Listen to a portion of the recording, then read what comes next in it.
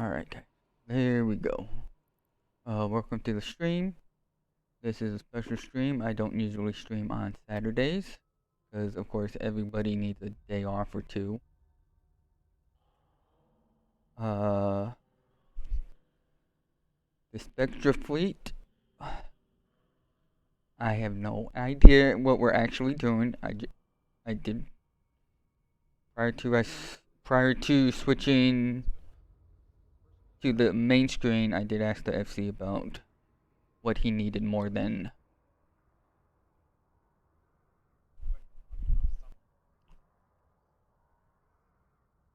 over, because there's two ships out of the selection of ships for the doctrine that I prefer to fly.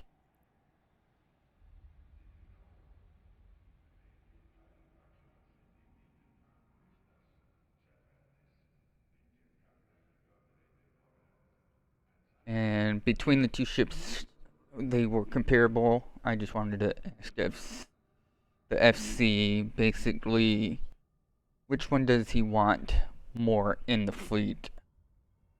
Does he need this ship because of one reason, or does he need the other ship because of the other reason? And right now, as we wait, I'm switching a few things of the fit.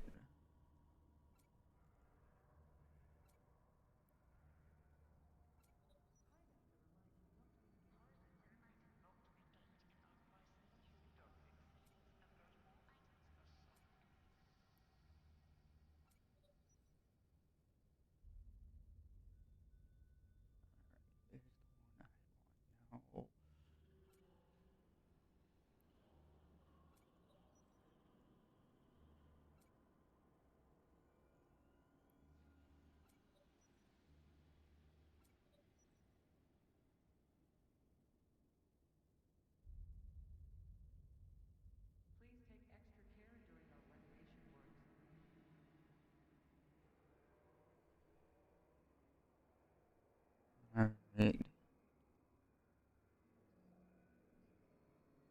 I personally would prefer that there could be those three switch, like above, either have them below the ship hole or above it, because as you can see, this side they're on the right side they're on top, on the left side they're underneath.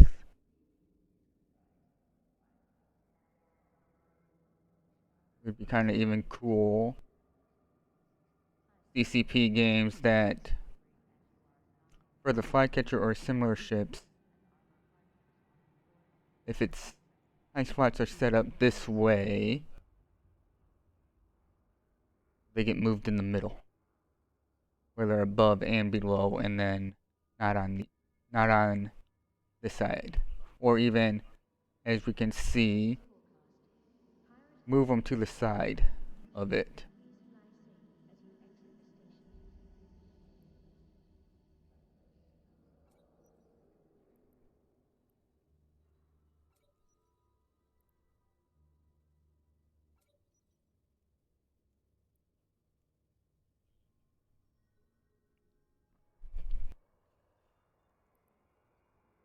And of course, right now, since they're separated by a high slot, I think I could overheat them and get more damage out of it.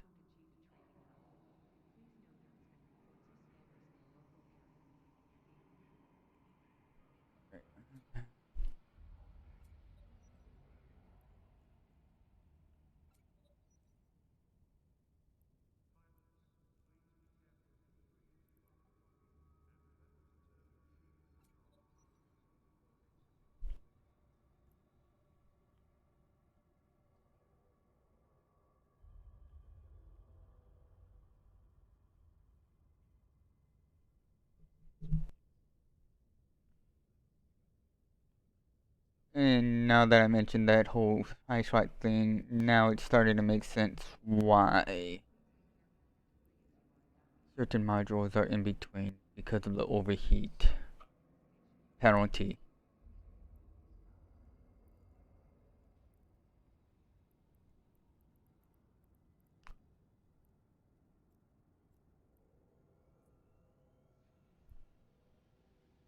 Really, you have to start singing that?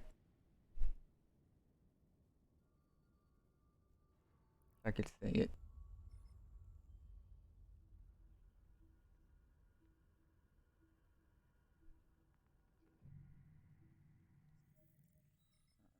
Time to get this out.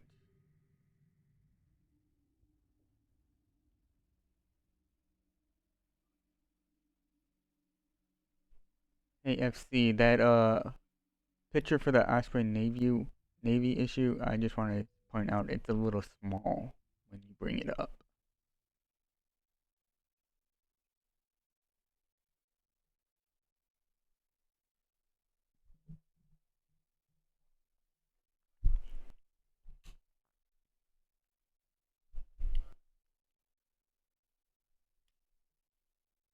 Dang it, I forgot to clean my glasses. Oh,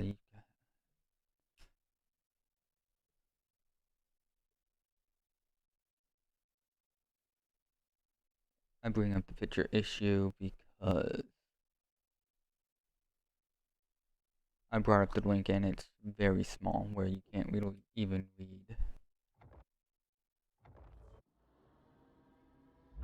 the text under the arrows in it.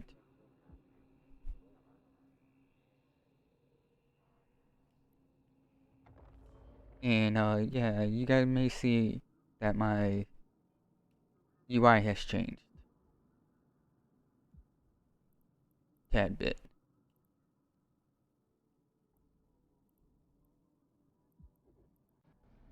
I mentioned it. Maybe I mentioned it in my Fortnite stream of last night, which by the way went very well.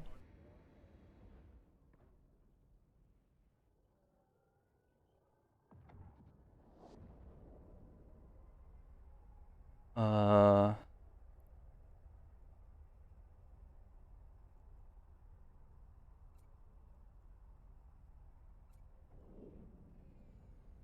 I saw, uh,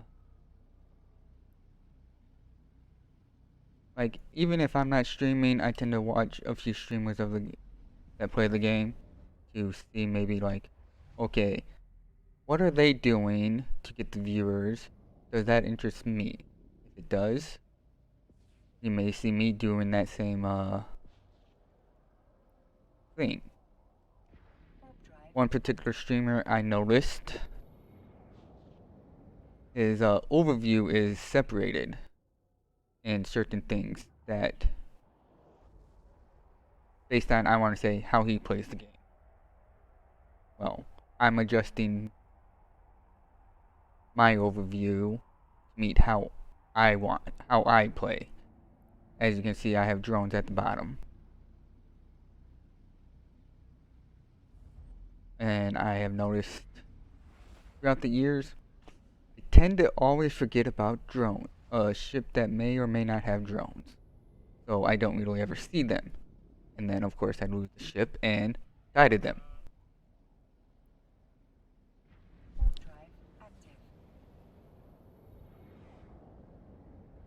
So hopefully the project with the overview is to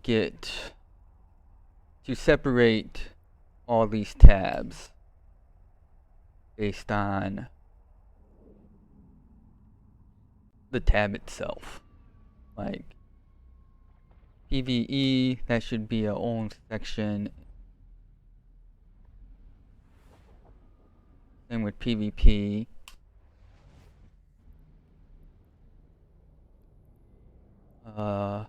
Fleet.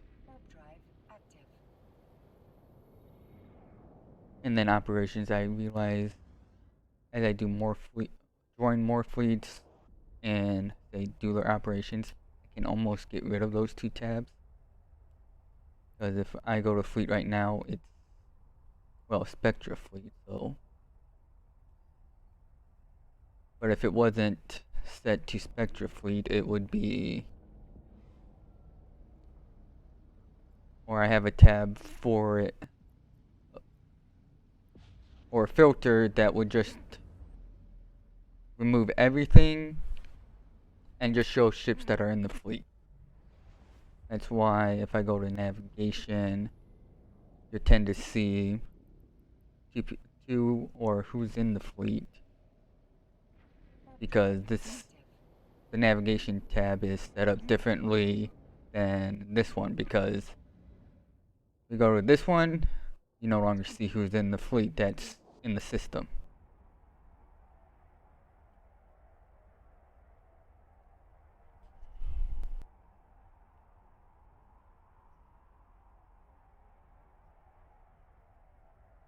Ooh, I might switch these.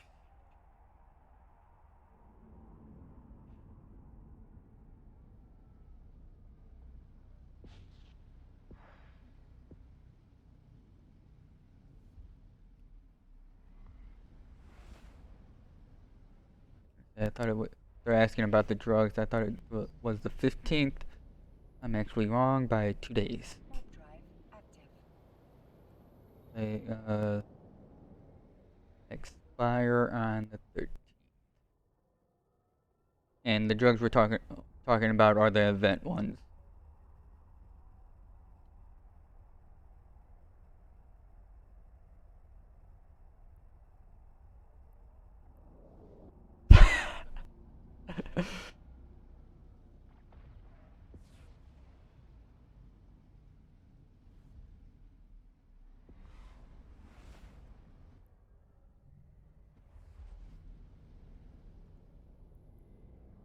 It's one thing we're talking about the drugs. I don't like using the word drugs. I'm gonna call them medication.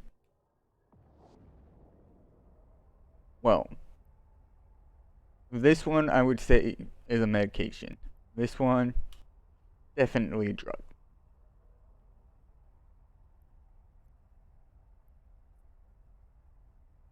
And 30 minutes. I don't like the short lasting ones.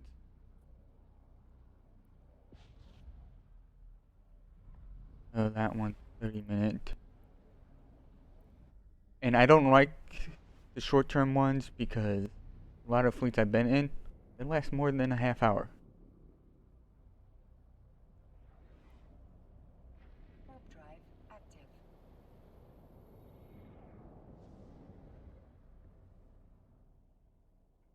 Alright, we will be officially deploying in 10 minutes. Of course, the stream is delayed because of Spectre Fleet.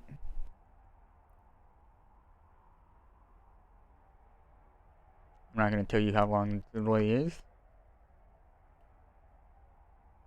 because it's already happening. Docking permission requested. Docking request accepted.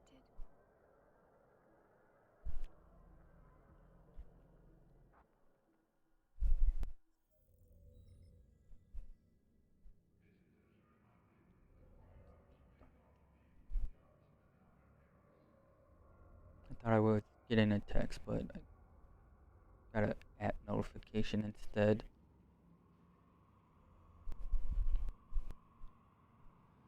Oh, now that we're at, what is it?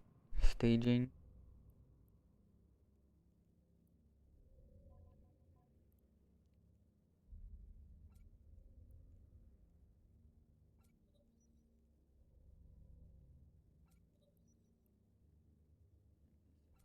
Because of heat damage.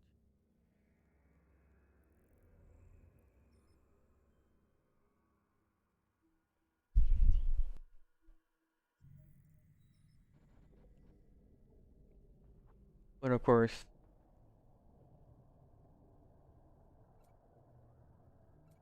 button wise, I like to have them close together.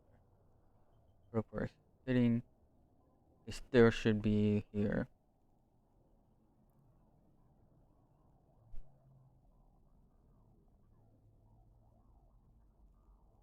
Docking permission requested. Docking request accepted. Oh, since I mentioned drones,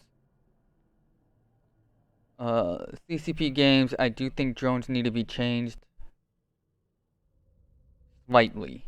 And what I mean is, if I have armor or structure or steer drones,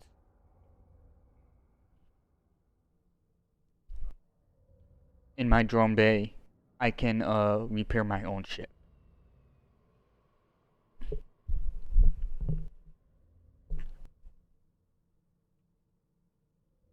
And I know it may take longer depending on the ship because some ships want bigger drones for damage, but still say carry a set of smaller drones to repair the damage. But the problem is having them in the cargo hold in the drone bay, you can't target your own ship because of it. So you can't use armor repair drones on your own ship or shield repair drones on your own ship or hull repair drones on your own ship. I think that would be a good change. It would change would from my personal experience, it would make me be out in null or low more than high sec.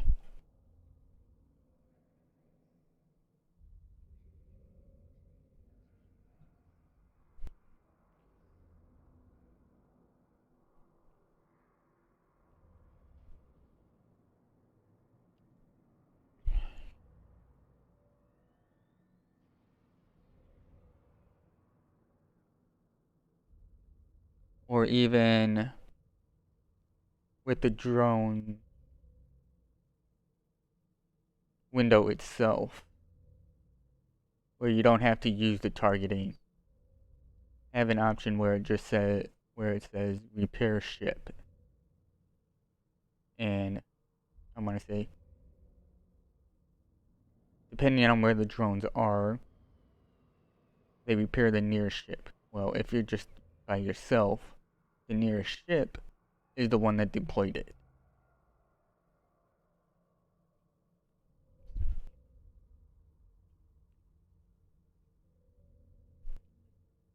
But in a fleet,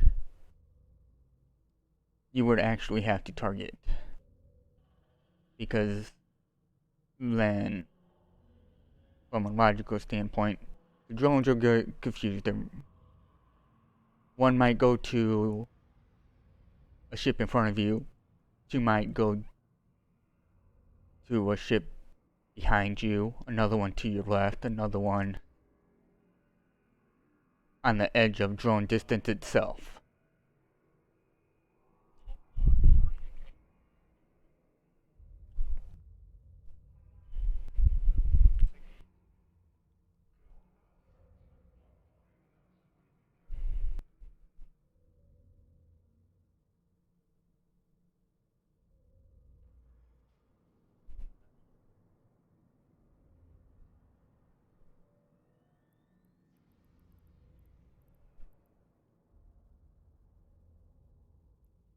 Should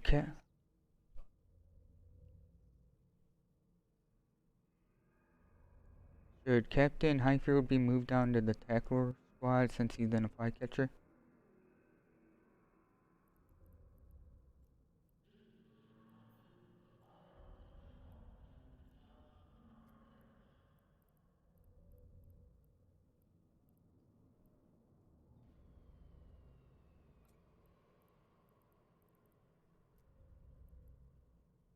Oh, and oh,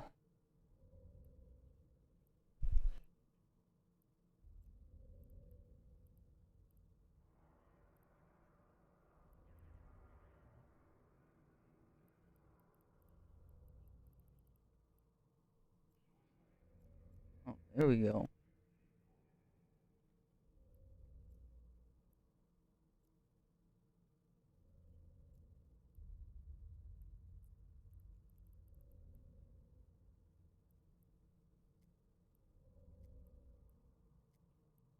Here's the thing that I noticed I think should change in the fleet window. If you're in a squad and you close all of them out so you don't see any members, I think the only member you should be able to see is yourself when you close them out. That way it'll make it easier to move, since I didn't know free move was on.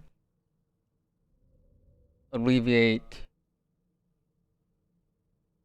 or I want to say alleviate, condense the list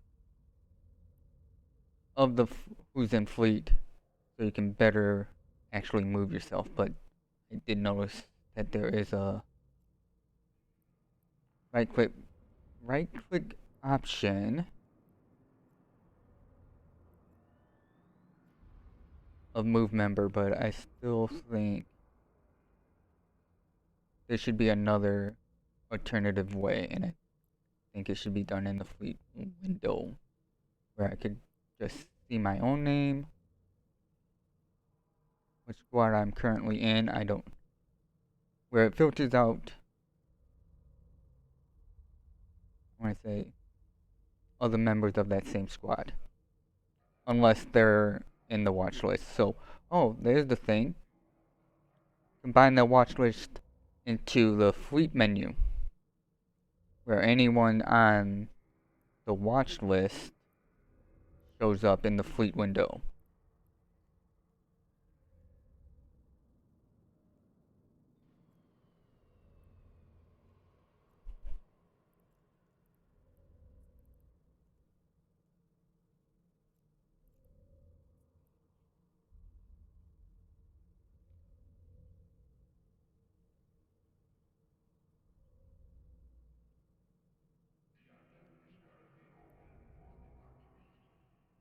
Where I'm basically saying the watch list is usually a fleet thing. That should be coming from the fleet window. And much like, say, oh, you know where we are, it's not a thing. Oh, what was I doing?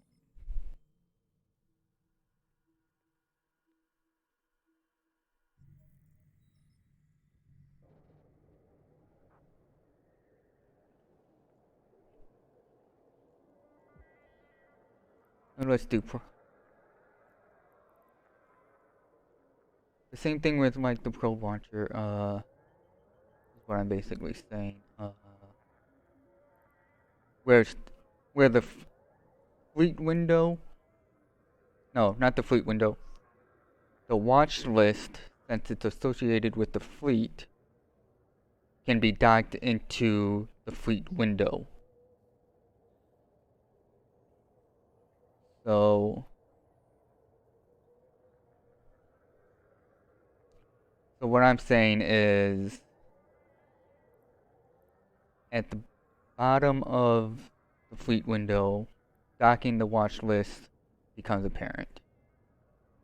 Where it's above the broadcast line, but below everyone that is in fleet.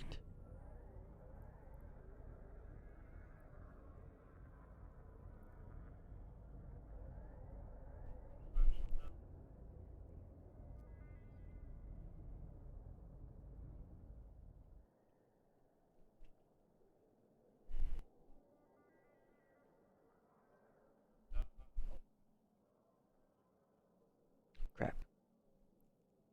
Docking permission requested. Captain Highfield is redocking to do that insurance.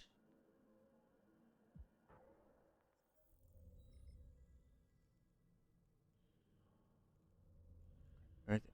Where?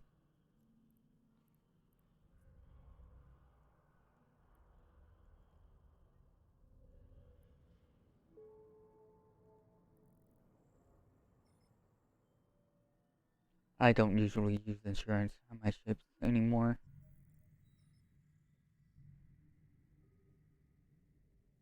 I should have done insurance on the ship that I lost on Thursday.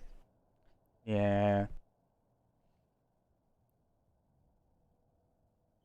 I feel that ship should have survived.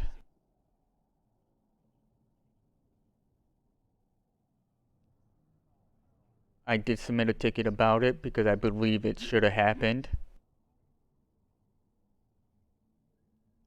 Based on that incident, I think there's an issue with the certain game mechanic.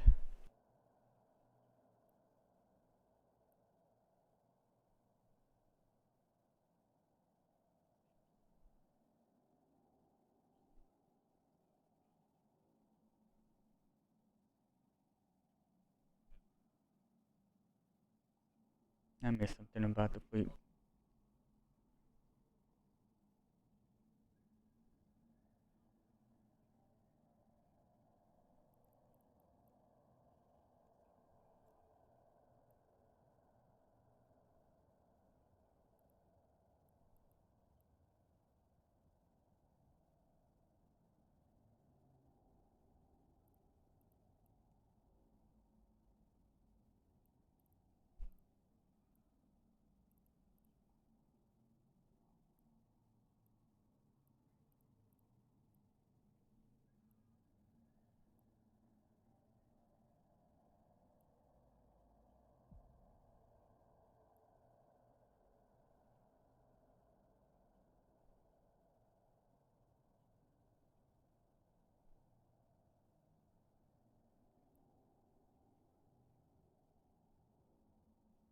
Warp drive active.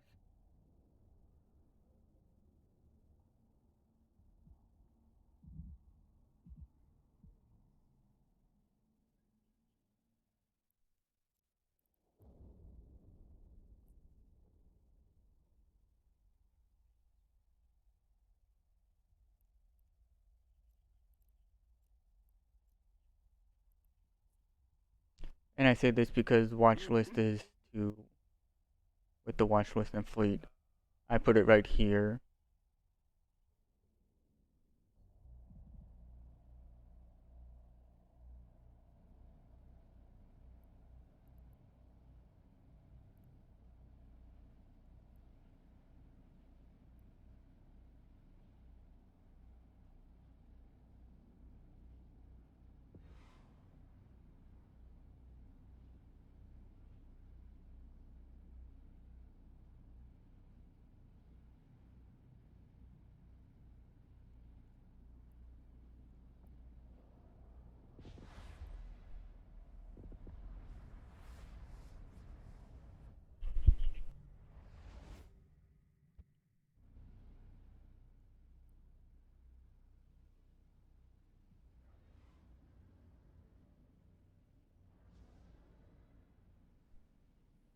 Warp drive active.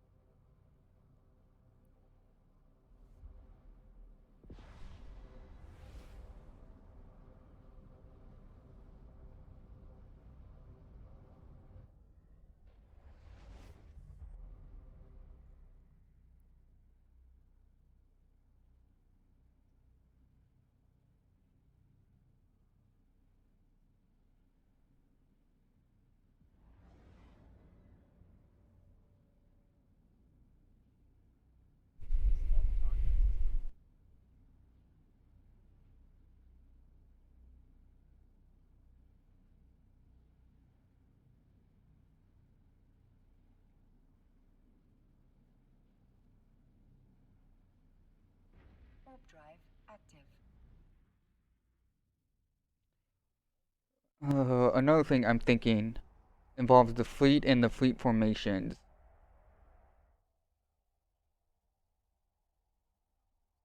I think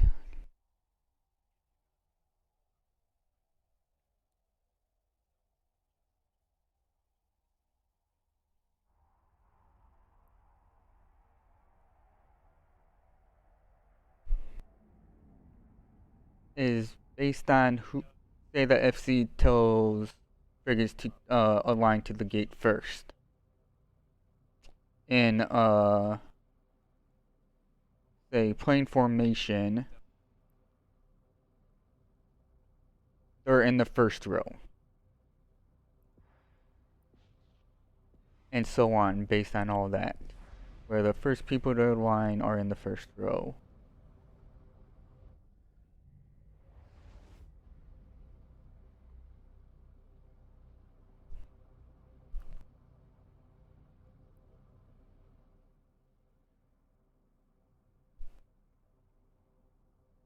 Then I would say it would actually give or make fleets in the game actually have squad commanders, wing commanders.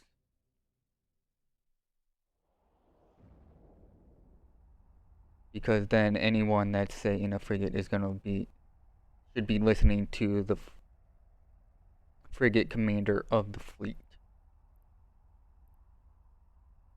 Or if it's a specific role, say sniper commander or logic commander.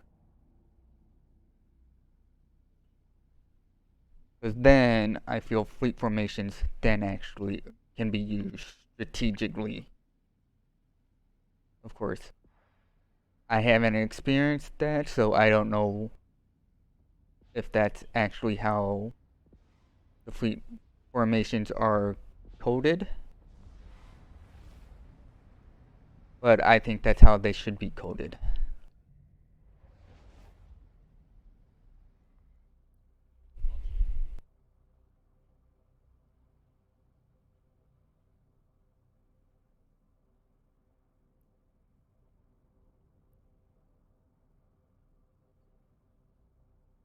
Warp drive active.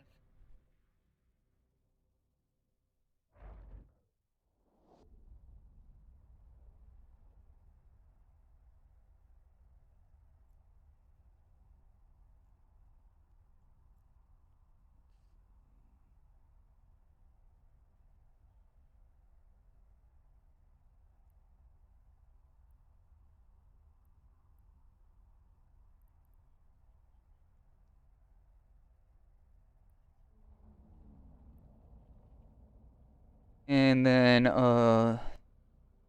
CCP games.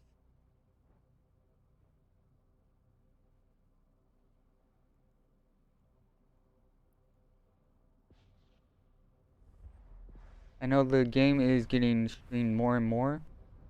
I see at least one streamer on the playing this, or at least one person streaming this game throughout the week. Uh,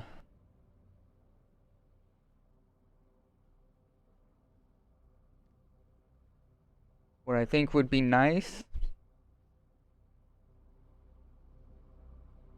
is maybe add a blur system within the game for streamers where Warp drive active. since players get accustomed to how the user interface looks, all windows become blurred unless I say take my mouse cursor and put it over it, then it becomes in view.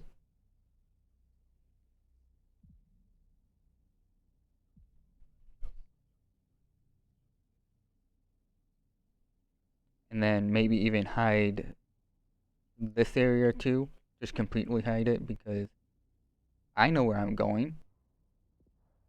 Those watching don't need to know where I'm going. That's why I say the blur, because of the selected item window, the overview, local chat,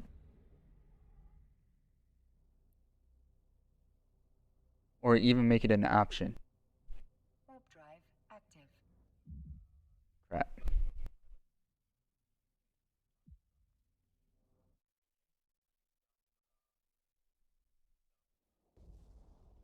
I didn't align to the outgate.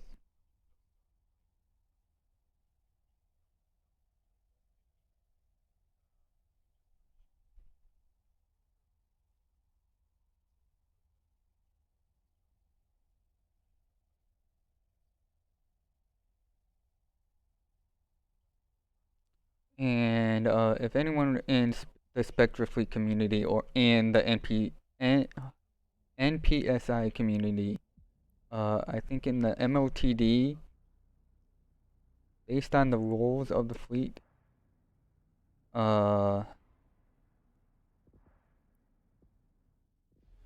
should have, say, because I'm going to go back to the watch list, where the MOTD should say, oh, if you're in this role, you need these people on your watch list.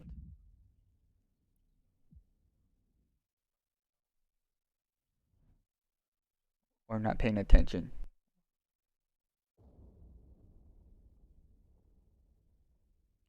If you, he's talking about, well, me and these other two ships lagging behind. The pace of the fleet, FC, you're the one that sets it.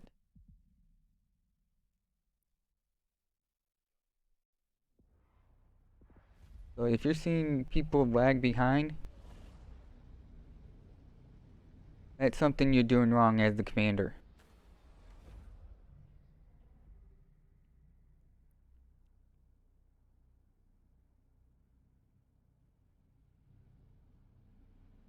Warp drive active.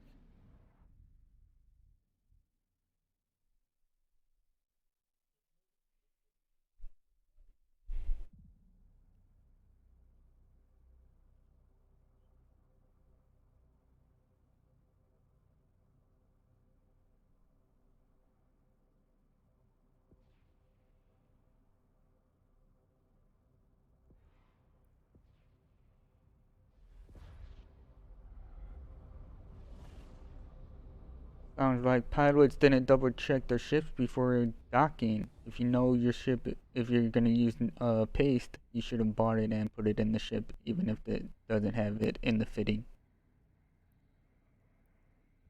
Warp drive active.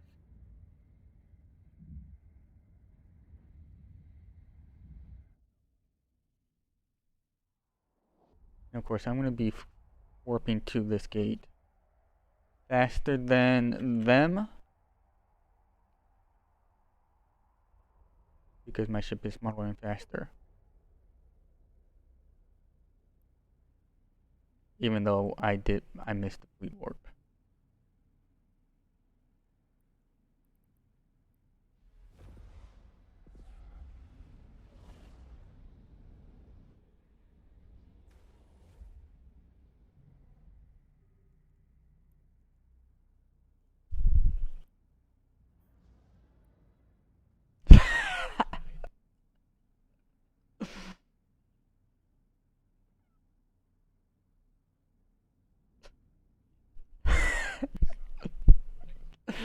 Warp drive active.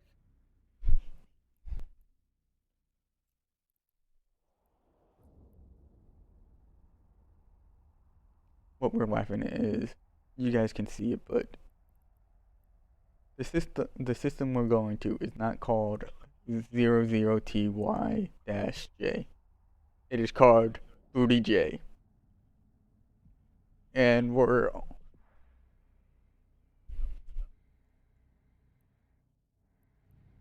alright.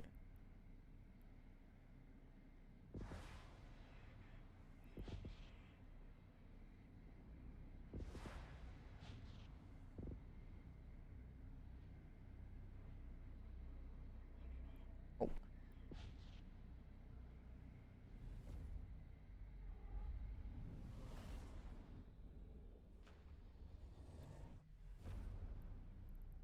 Ah, damn, I missed.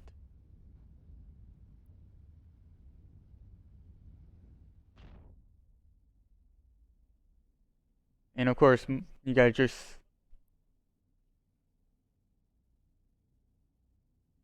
FC Captain Heifer forgot to actually jump through the gate, so he wasn't unable to do a bubble.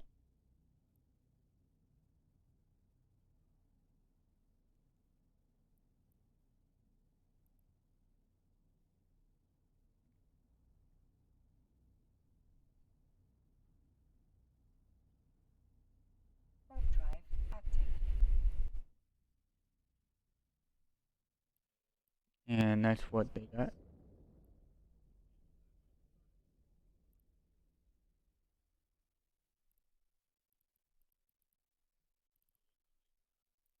think I'm gonna have to change my drone window out.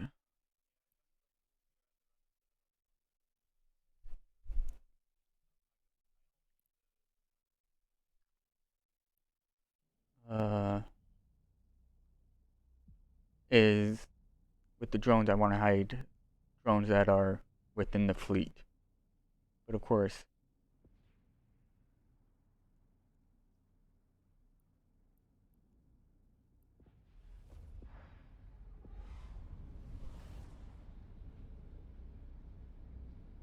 is I want to hide.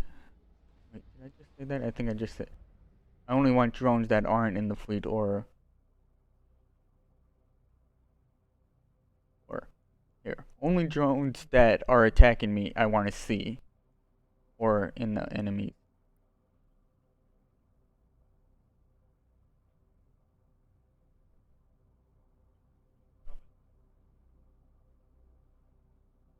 Warp drive active.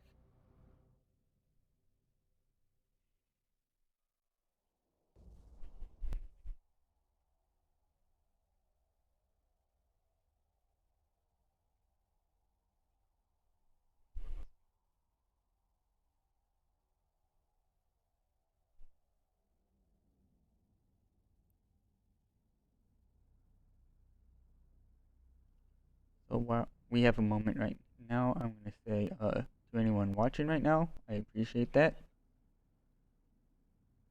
You're welcome to follow me. It would be much appreciated. I need 7 more followers to get to, I want to say, reach another achievement within Twitch. And if you do want to follow me, but don't want to actually have me know until the next stream, do it when I'm offline. Because if you do it during the stream, I will call you out on it and really thank you at that moment. You don't want to be called out.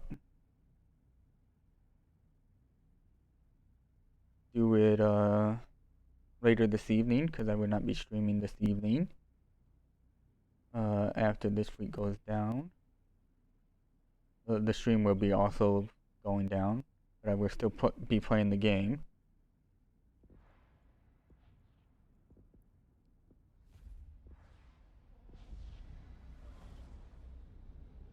So if anyone watching that does play the game as well, I do have an in-game chat that's public. It's called the Lounge. It has I think the symbol is called line breaks at the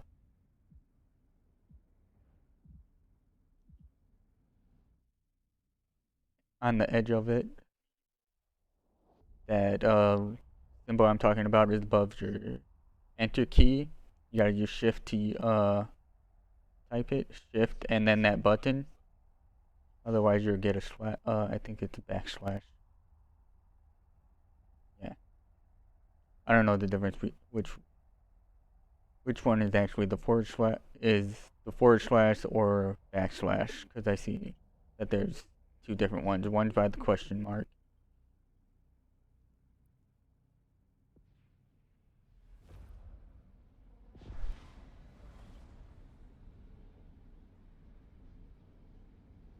Come on, whoa. Warp drive active. And I'm still gonna take it. I'm still gonna arrive before them. Or wasn't fast enough.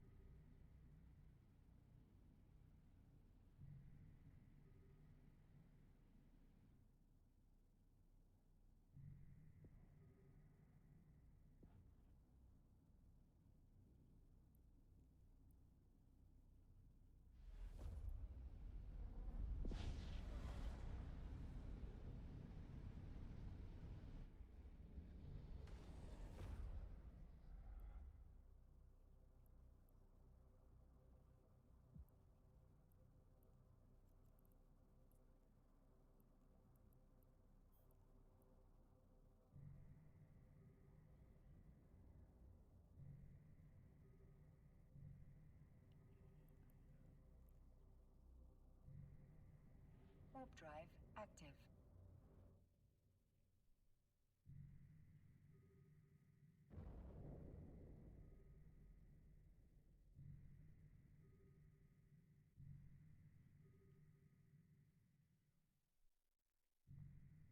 Oh, they just mentioned something.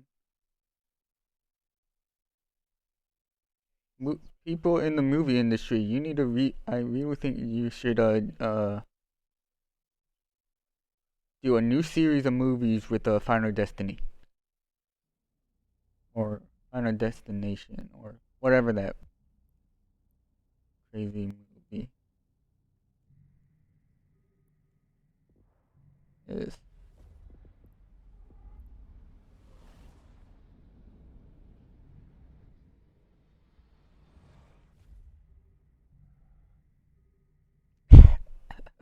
I'm hearing what's going on. Ooh, tie dye. Oh,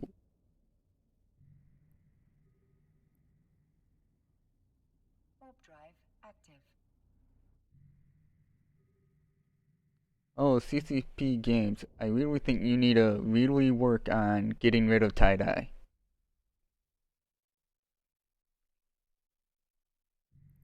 I don't know if it's say make the game files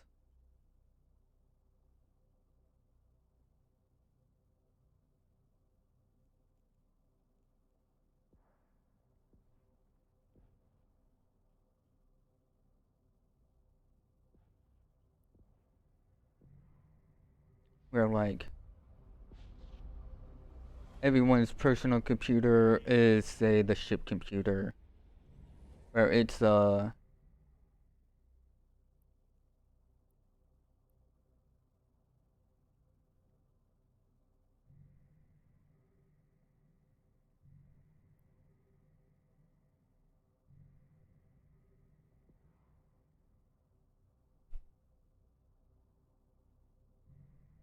drive active.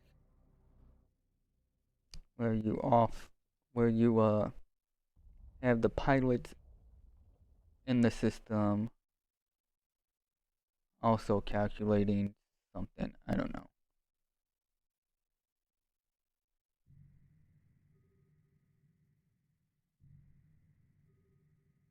And then I let's see. The other thing that I think should be added is if I'm behind a structure, even though I have a lock on someone that's say in front of it, since I can't see them, if I engage my guns, it actually does damage to the structure that's in front of me. I don't know what the term is, but that's what I think should happen.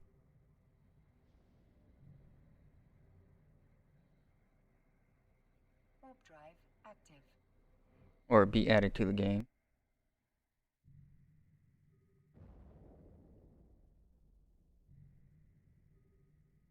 I also think if you're close to certain objects, your computer slash ship should be smart enough to say avoid the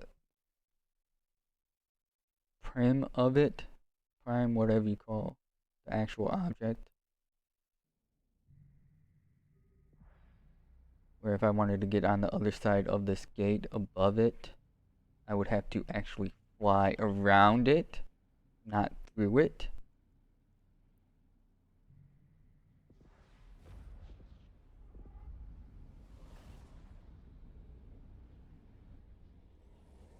Or like the center of my ship prim Warp drive active. should fly around the outer edge.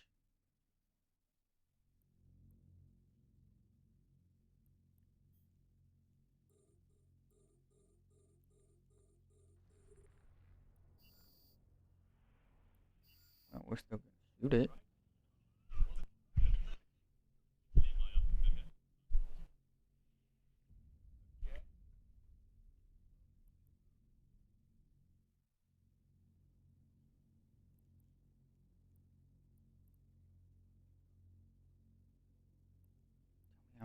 Tell me I'm on it.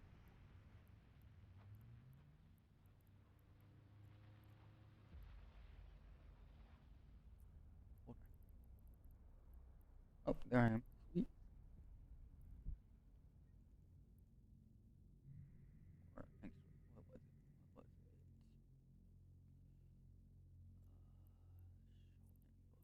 I need the idiot. Nope, wrong thing.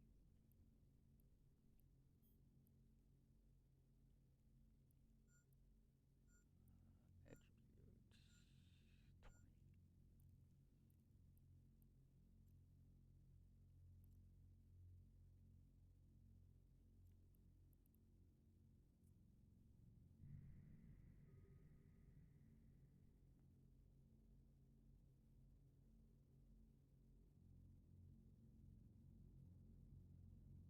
20. And yes, you guys may notice that yes, I am 10 off because of this thing.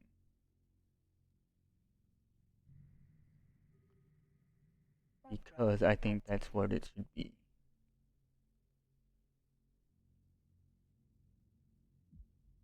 Like,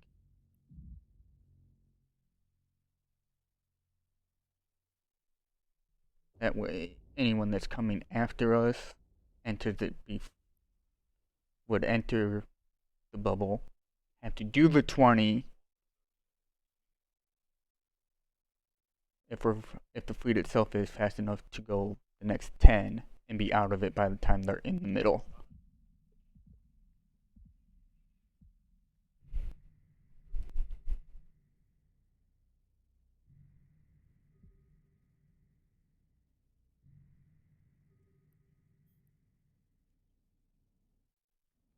I think we're putting one down.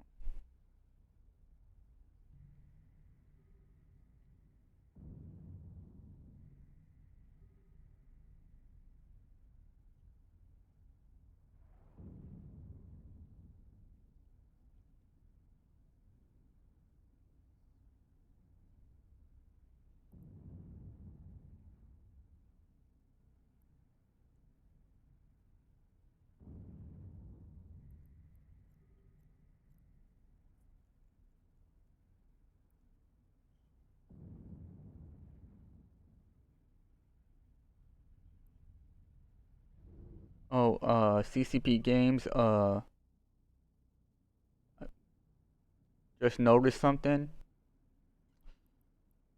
If someone in the fleet deploys something like this warp disruptor, the purple, uh, it should become purple. Because we had some members of our fleet right now attacking our bubble, our own bubble. EXO, I am flying the flycatcher.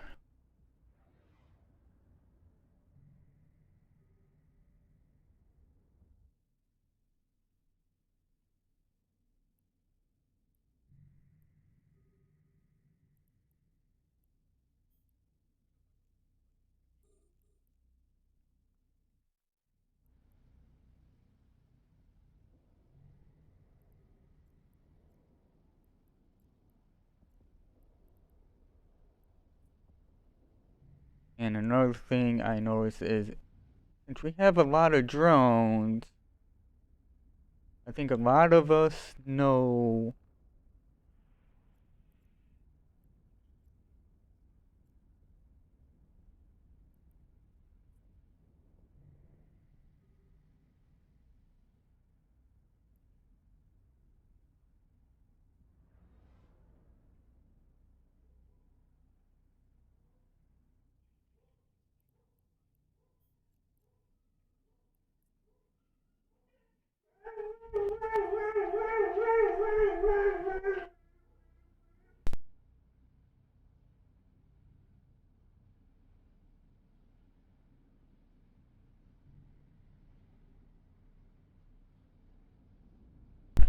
Alright, I think they're done. You see me mute,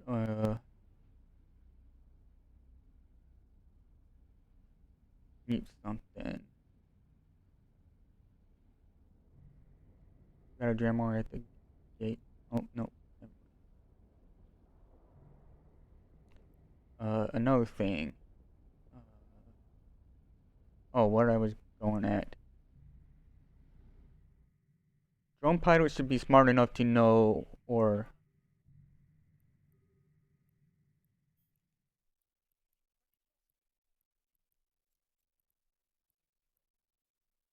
Warp drive active. is experienced drone pilots and experienced players. We all know roughly when someone jumps into a system, the radius they are by the gate. You need to be half that distance and orbiting with your drones or at various distances.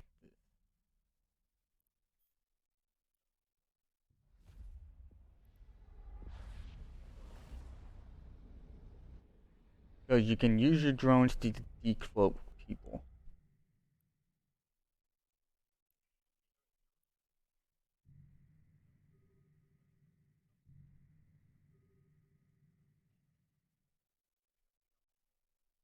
Warp drive active. And then this flycatcher, I'm really not experienced as using interdictors.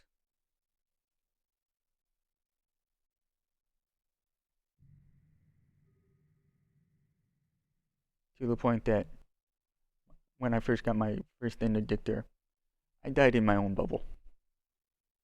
Because of my own bubble. And then, okay, so that topic's done and spoken live. Another thing is directional scanner.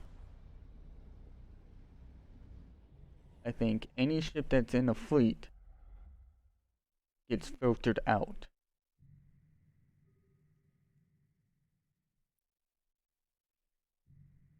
Warp drive active.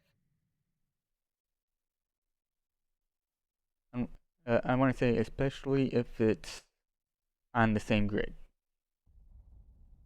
If we have, say, 5 guys at this gate that we just warped from, they still appear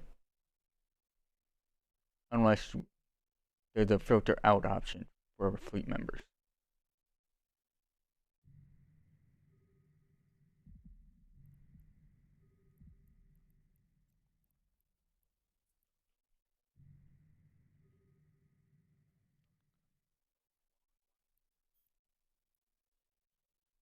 Warp drive active.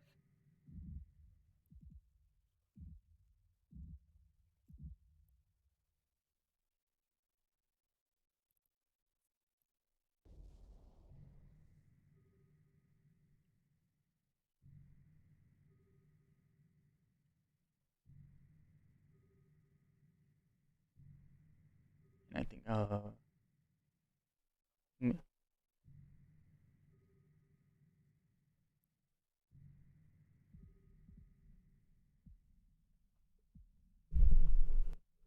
the role of my ship is coming into play. I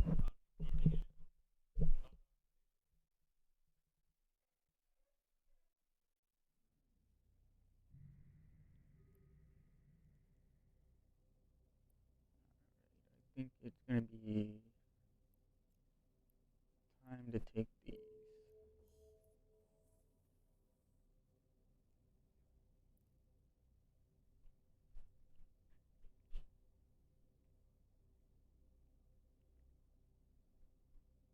Otherwise, I'm going to forget to actually make them effective.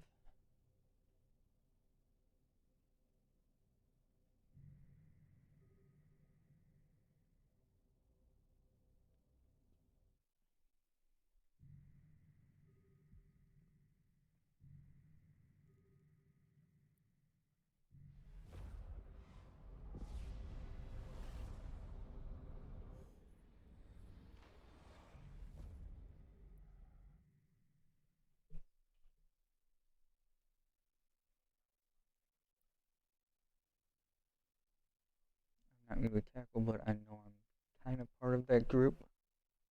Warp drive active.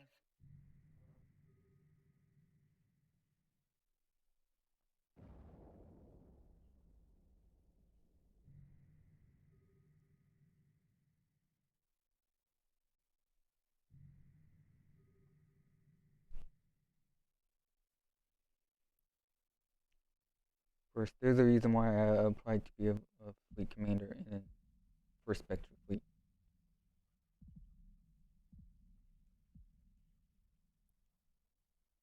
Is loot that gets recovered once it's sold.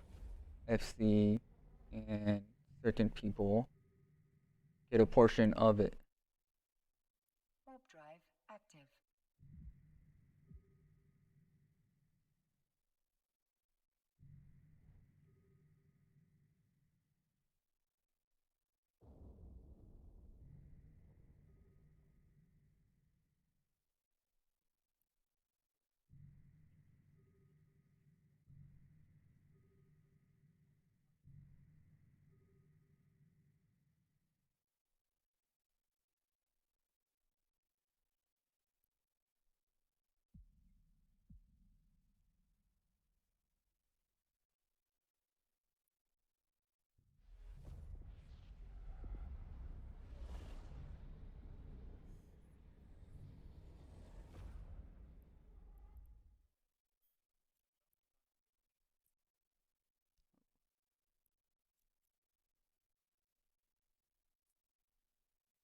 Warp drive active.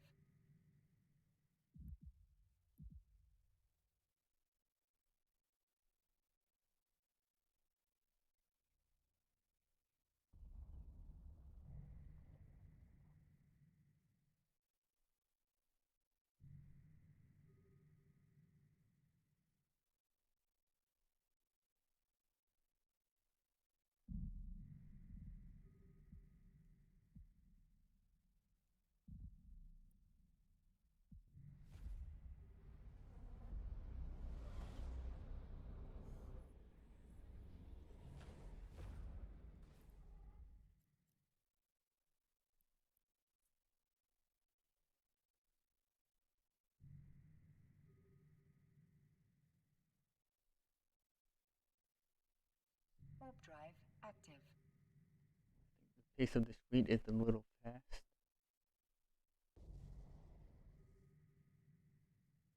And I say that personally because I'm not an experienced interdictor pilot. Because I told the FC I can fly this ship or this ship because those are the two that I'm willing to spend ISK on. One of them being this ship.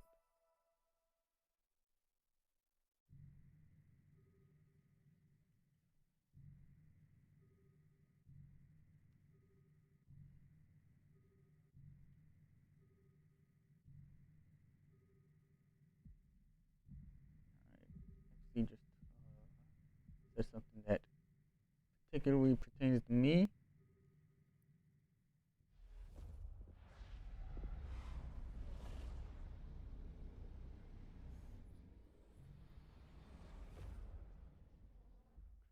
Where is it? Warp drive active.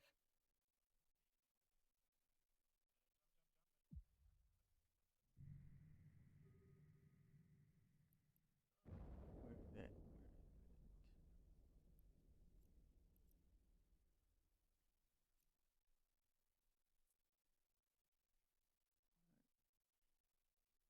Oh, okay.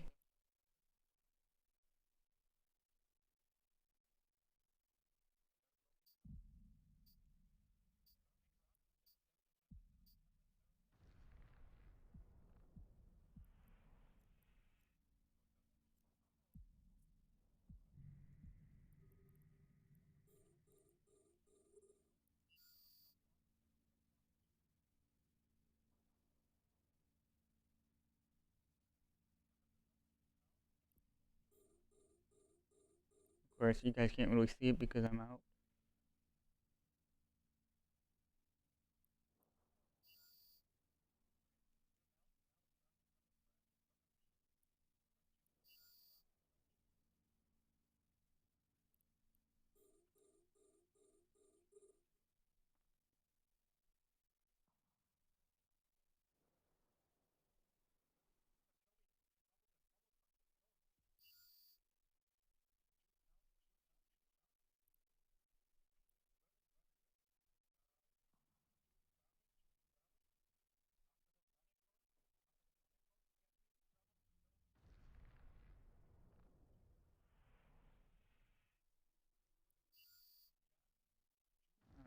Apparently, I'm gonna want to try to get ahead of them.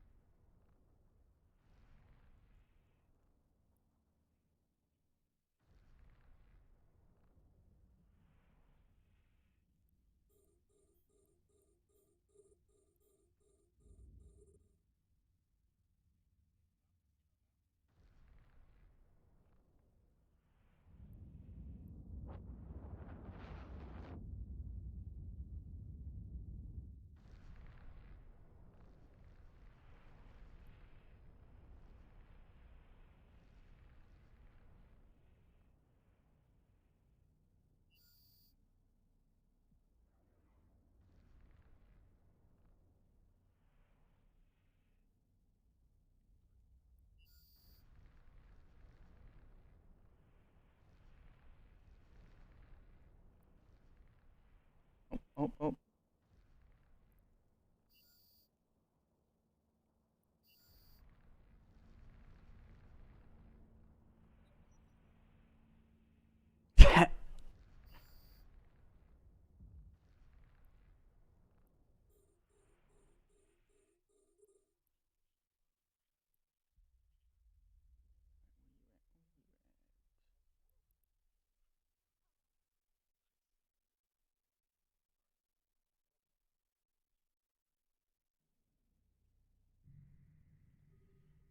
Okay, I think I got the understanding of what interdictors, because we got most of those, and I didn't die.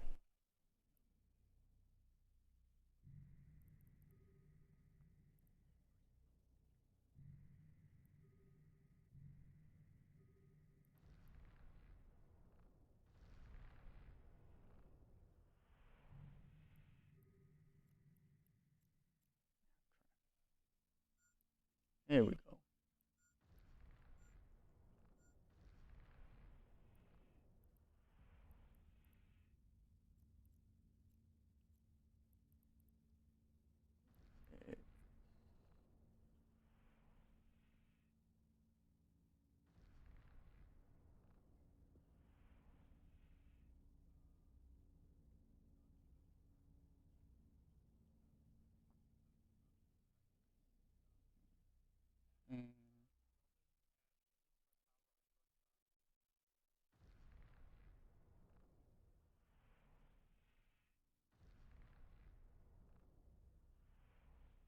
And need another one over here.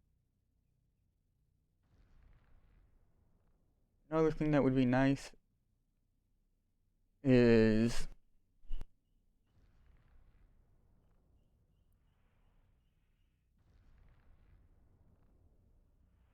when you go to orbit something, uh, you should be able to change the axis of what you do the orbit on. Like this one right now seems the Z axis, which is up and down.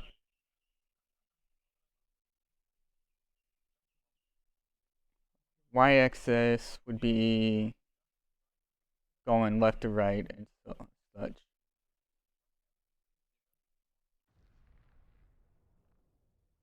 And then let's see, up, down, left, right.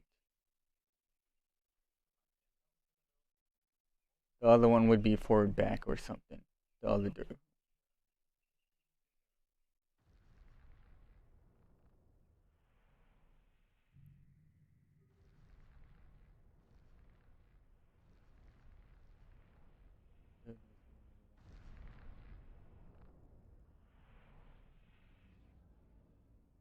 Out here.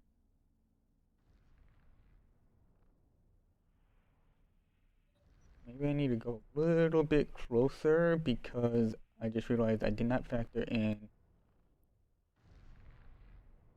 prop mod factoring the orbit.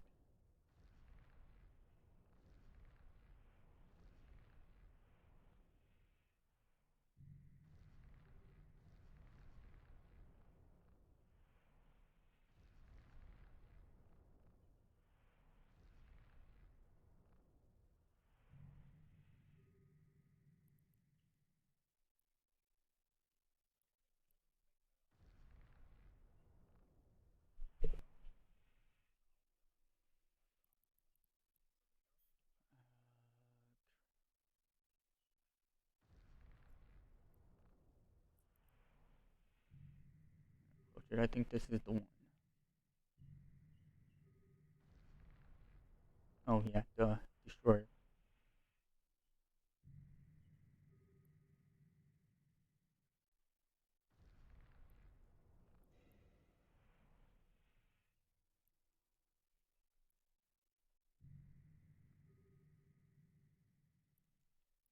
Mm,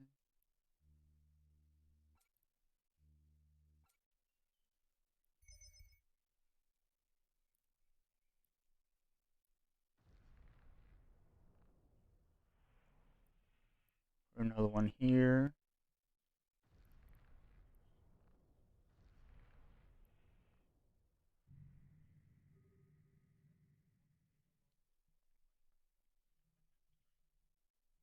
I say it's worth it. I got a lot of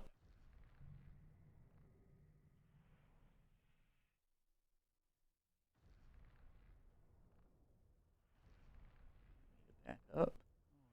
Put that on too.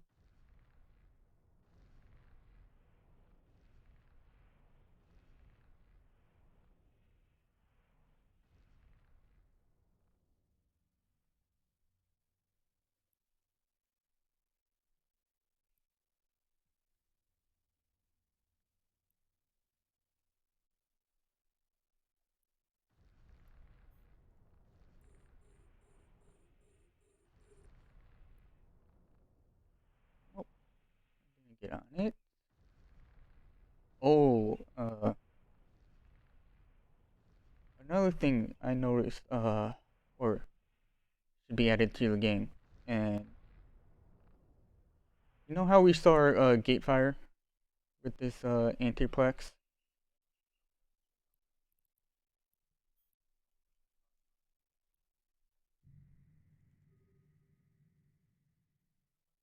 is small line should be frigate, slightly bigger one destroyer, and so on up.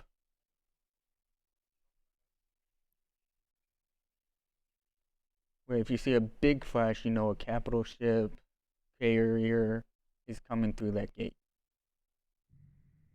And then of course the brightness of it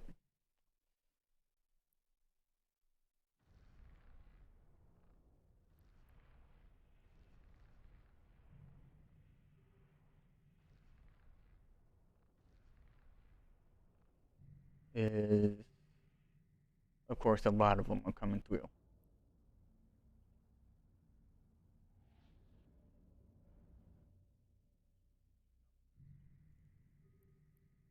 He's gone.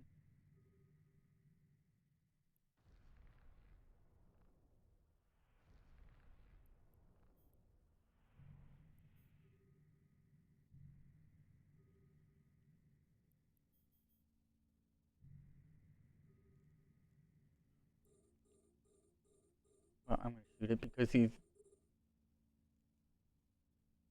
Ah, damn, I missed. Or I didn't miss. I wasn't within range.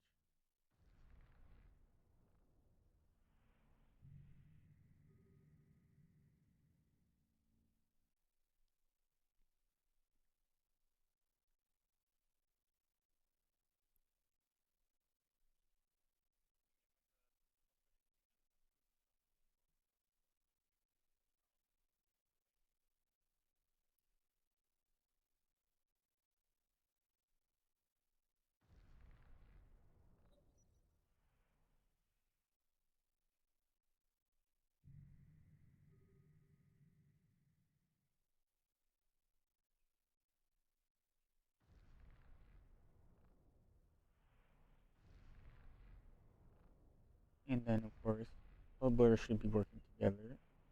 Like since this one right here in the corner was the most recent one, I should do one further out.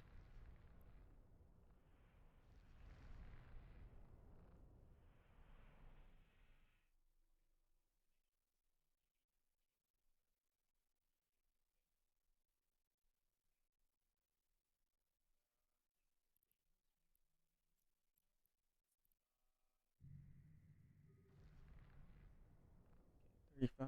As soon as it gets reloaded, I should like. I'm gonna light one first. Let's see here.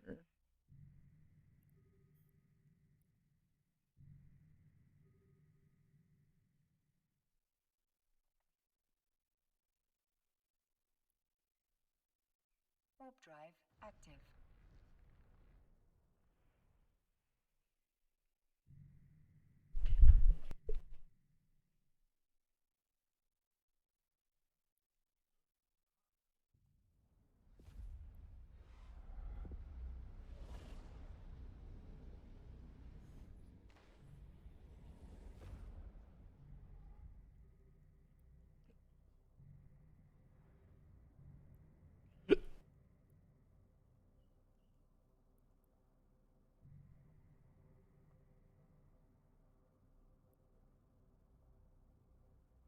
Well, this stream, in my opinion, is going pretty well.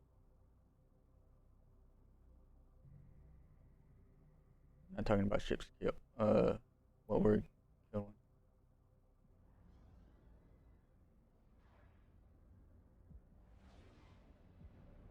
I'm talking more like I'm still alive in a ship I hardly have any experience Warp in. drive active.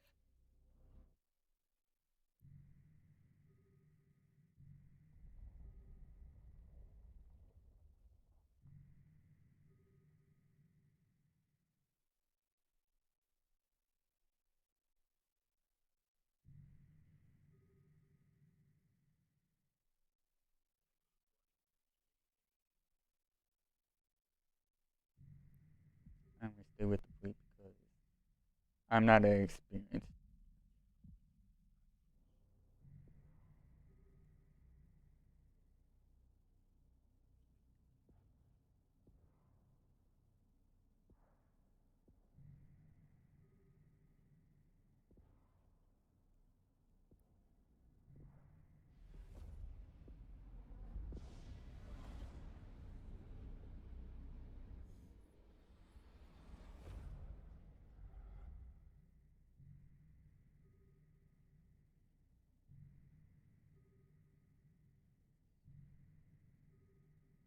Warp drive active.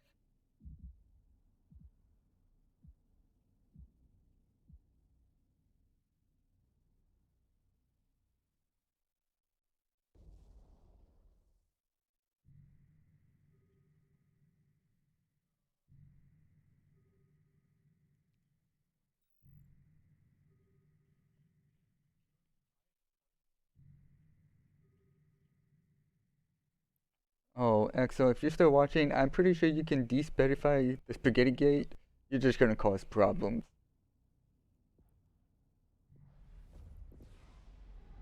Because I think that with the chat issue that happened past few days, or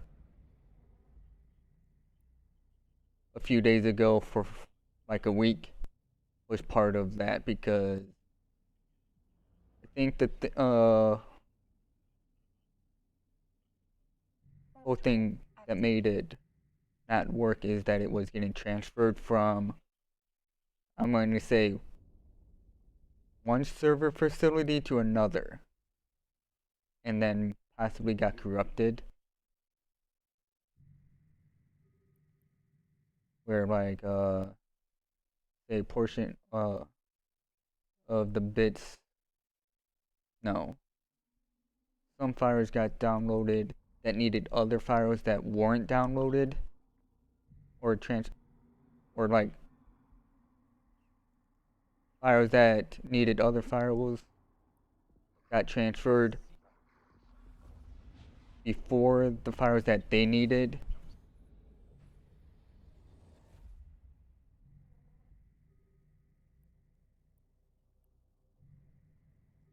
Warp drive active.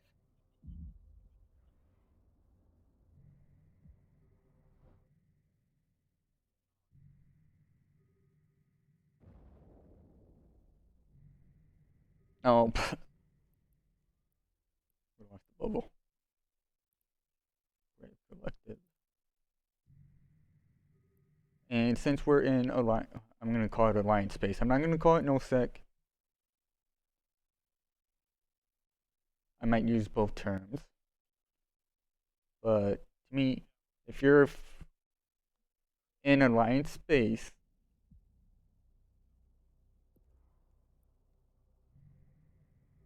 I believe Alliance power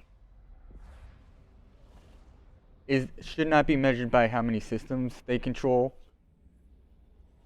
but by how quickly they can deploy to the ones they do control.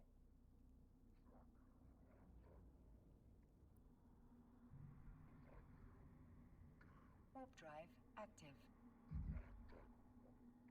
Like right now, the fleet is only in this system.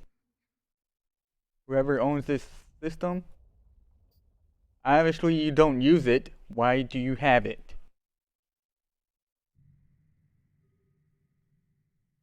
Or even better yet, the constellation itself. Or I'm going to say, since there's not really a local population,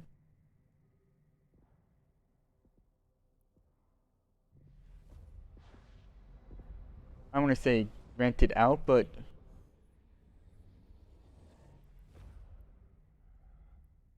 allow smaller corporations to live in it. In just their ships or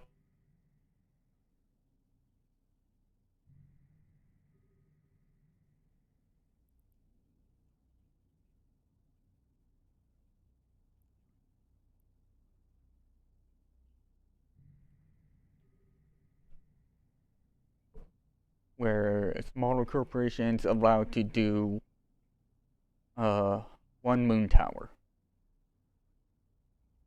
Warp drive active. Where, say, the Alliance members, if you're not paying attention and not warping to your tower,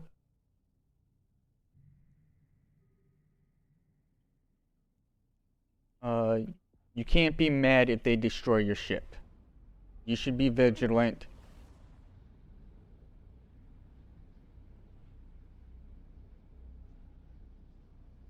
So I'm almost saying, alliances, you need more smaller corps in your system. Warp drive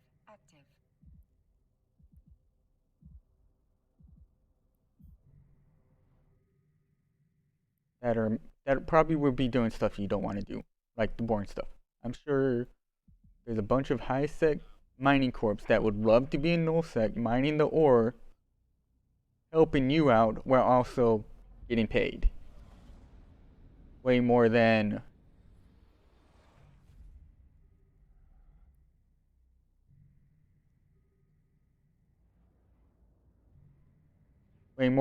what they could earn in high sec, of course.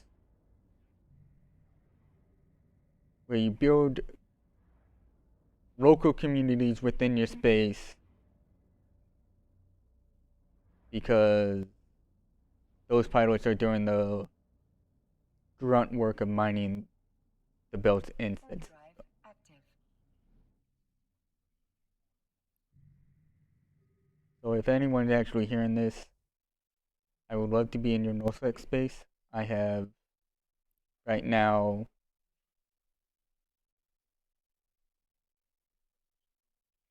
6 active mega accounts, primarily skilled to do mining. I don't know if I said, yeah, how long they last. They will be Omega accounts for the next 30 days.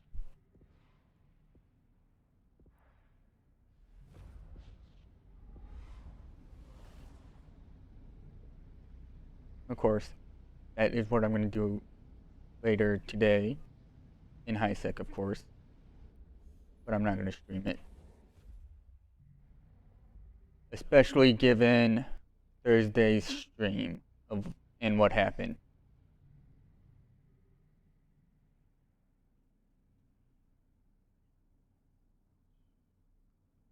And of course, you're probably saying, well, just go to Garista space or NPC space, no sex space. No, I'm not going to do that because I find, to me, that's a bit more dangerous. I want to be on the edge of the map.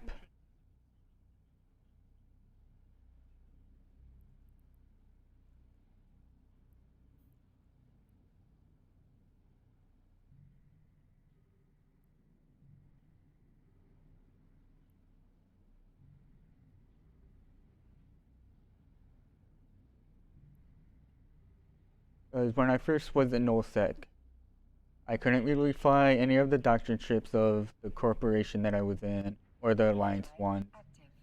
I just wanted to mine while I do that. I got pressured to be in fleets that I didn't want to be in because I couldn't fly the ship that I wanted to fly.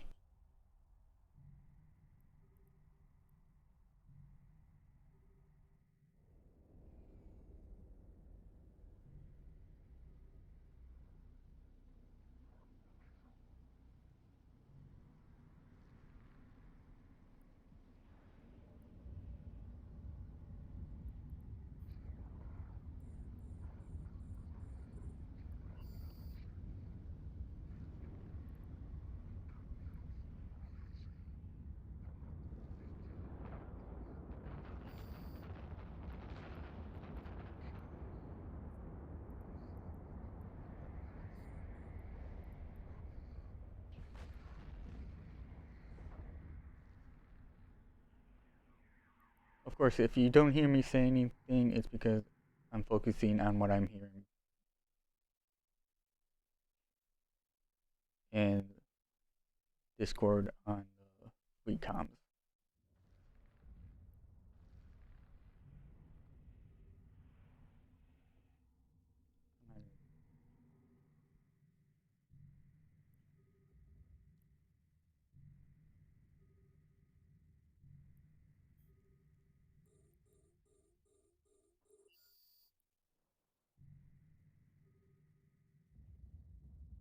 I'm not loading.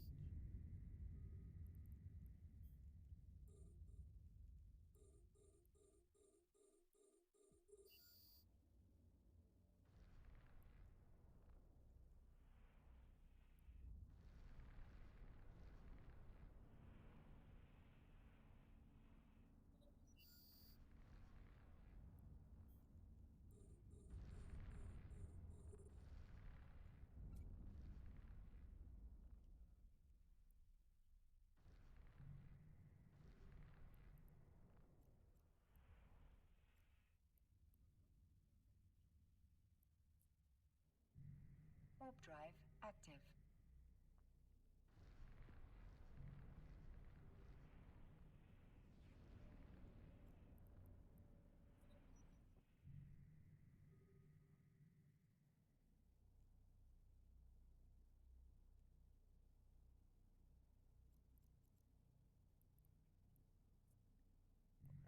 That's not what I want to do.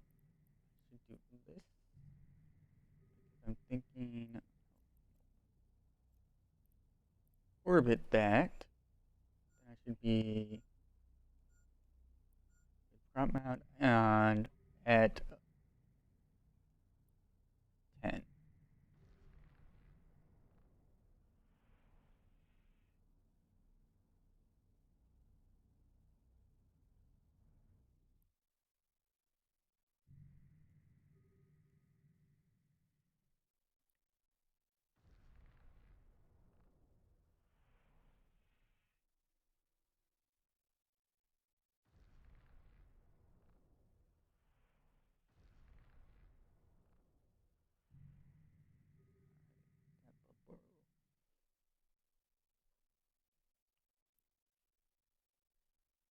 You should have went a little farther out.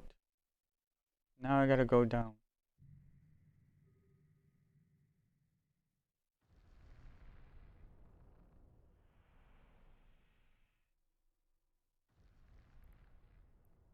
That one should have waited a little bit more.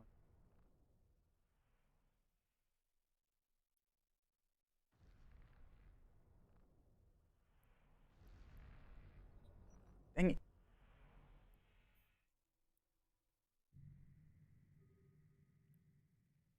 It would be nice if I could lock these tabs, like lock distance. So when I click on it, I don't automatically change it.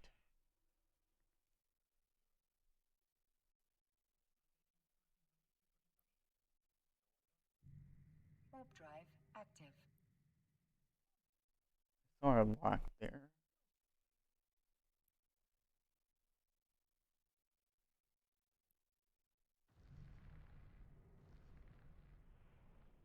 If you didn't hear me before, this bubble should have the same purple attributes added to it, because earlier when we had one deployed, some of our fleet members started shooting it while it was getting deployed.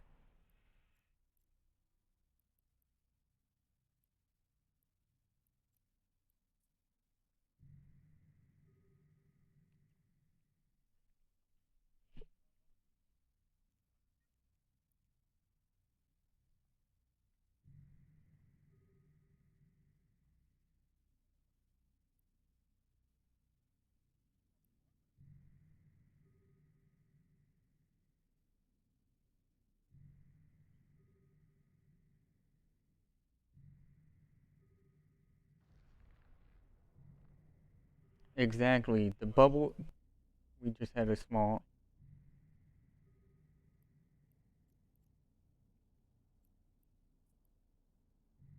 Warp drive active. it's like right here, well, since one went down.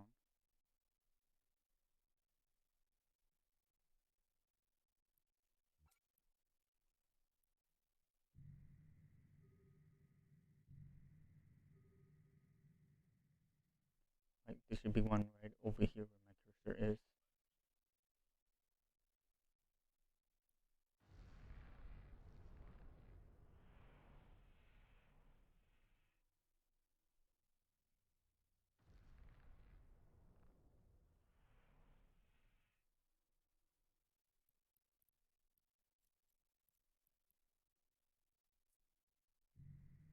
Warp drive active.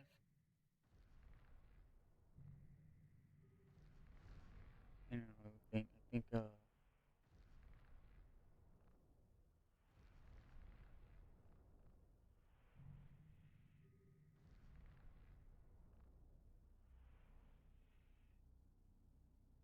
interdictor squad tackle wing actually should be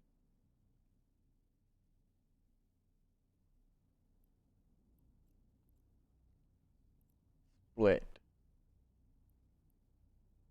where a pilot that's in, say, the structure squad, they'll only bubble wing structures, or since we're only at gates, and technically I want to say there's two different gates, you split those as well. Whoever in the antiplex gate squad is on their interdictor purpose is to only bubble around that object. And then of course those in Stargate are interdictor pilots that just do the Stargates. And of course I think the minimum for those squads should be two. I think three would be ideal, because then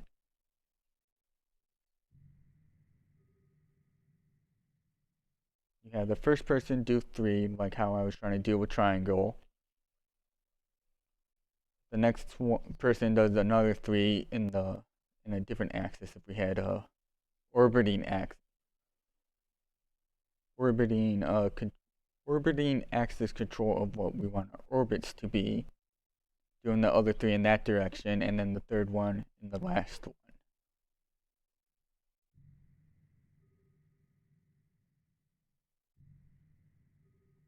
And then of course you start doubling it or tripling it because of reload time.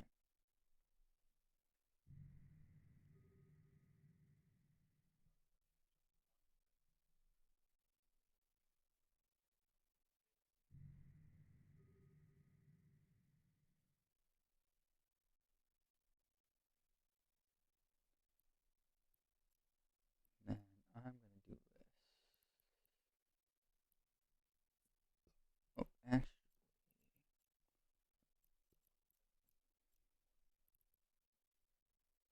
I should do 25. Or actually find out what its range is, which is, where is it? 17.5. Half that is roughly 10. Or I should be 7.5 at that.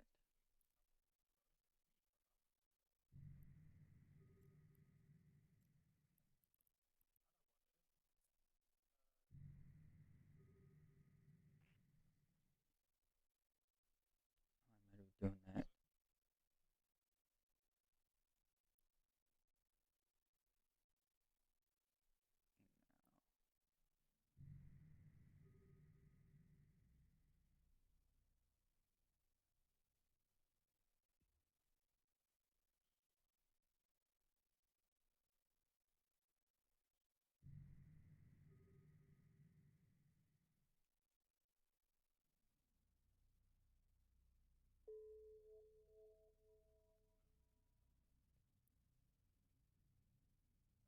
Oop, I was a little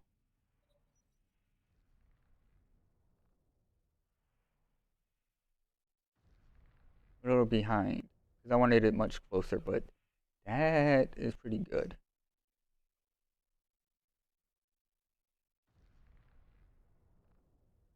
Because right now I should have deployed the next one, but I was in reload.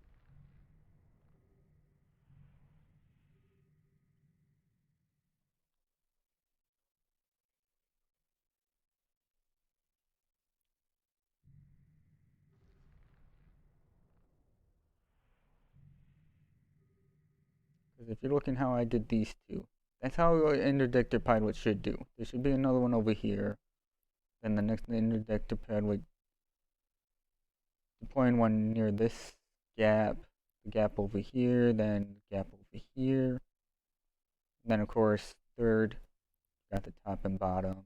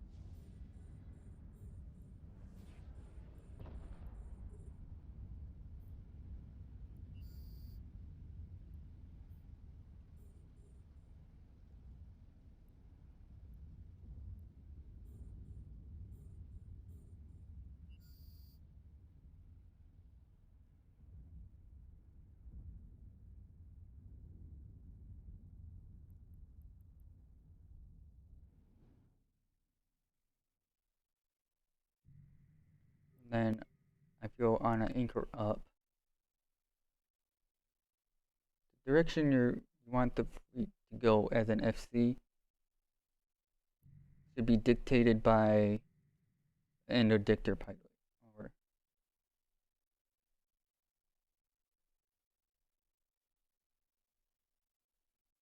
Because what I am thinking personally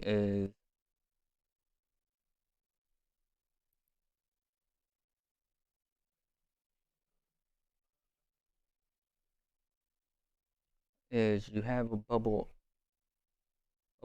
in front Warp drive active. to bubble, a bubbler behind, and then when you say, if the FCE says change direction, you got one in front of you, of where you were going, one behind you, and then a possible one in front of you, with one always being behind you.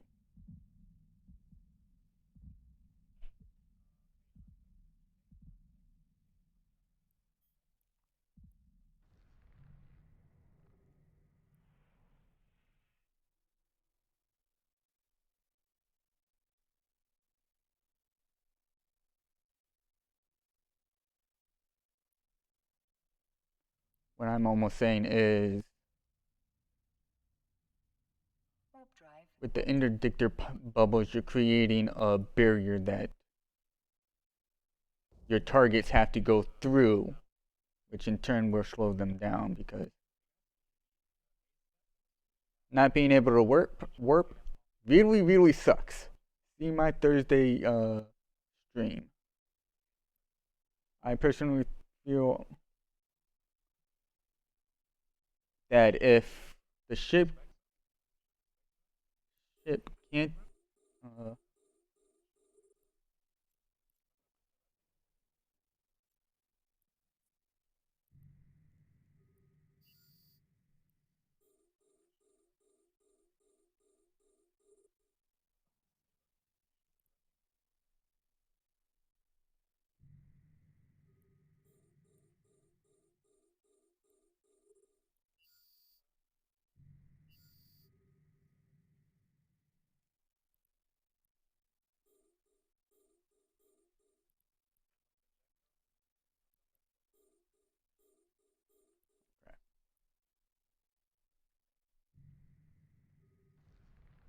is I give him that event. I personally think if, because later in that stream you'll see that there was I was in a small skirmish in an industrial ship. I think if the ship can't defend itself, it can't be tackled. If you can fit guns on it, you can tackle it. So I feel CCP games, raiders cannot be tackled. I feel, oh, gankers aren't gonna like that. Well,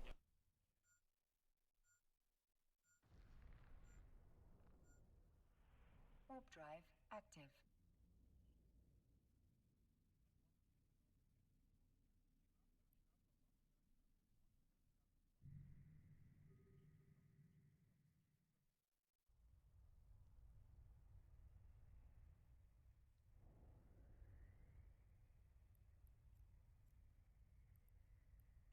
easy. We're back to the FC.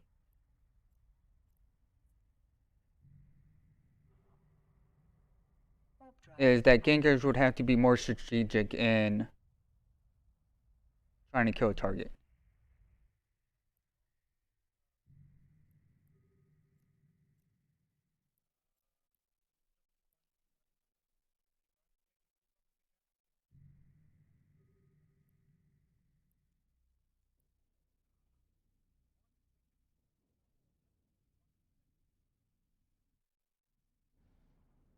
I'm really.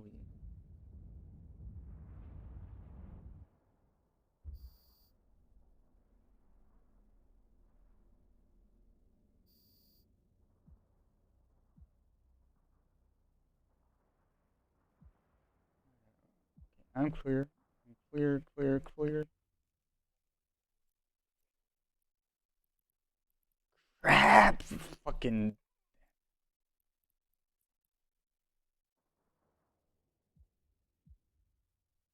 Warp drive active.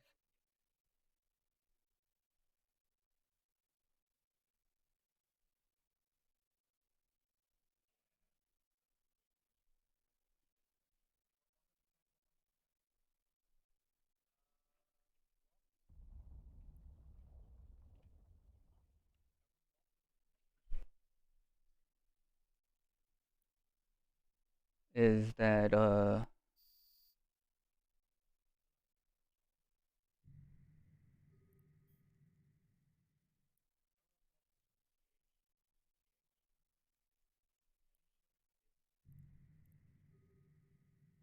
have to be more strategic in how they take their target, where they have to use multiple groups because you're gonna want to warp to the, in this case, the gate that the freighter is in or headed towards, because you're gonna want to shoot them as they approach the gate.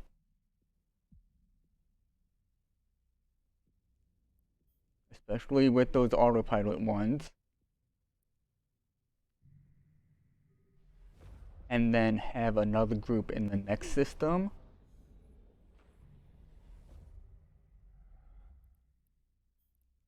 And so on. And even in this system, I'm saying you're going to need more pilots Warp drive active. in order to get your target.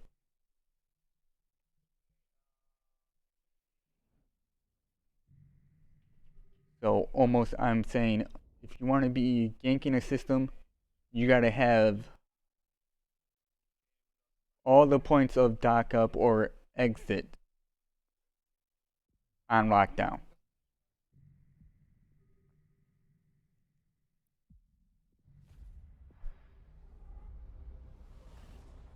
And that's why I submitted my a ticket with that loss.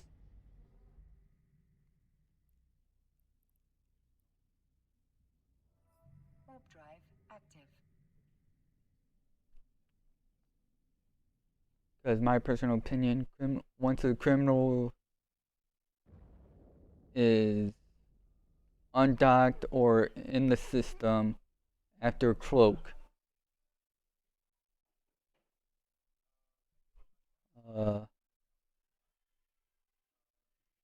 Concord starts spawning.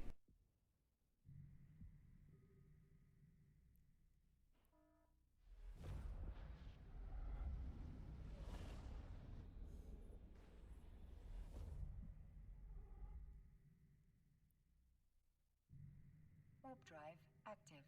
I'm not saying they should, Concord should actually do the act of punishing criminals yet, but it should be,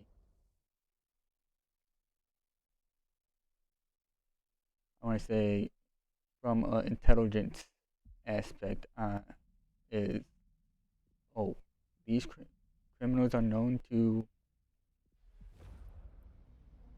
or pilots are known to become criminals in this system.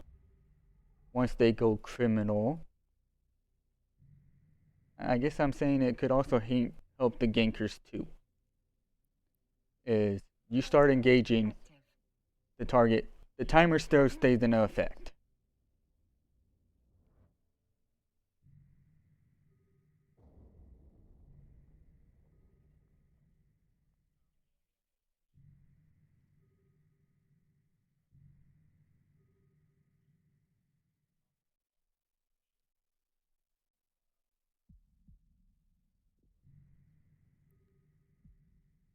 FC, how does one do the SRP?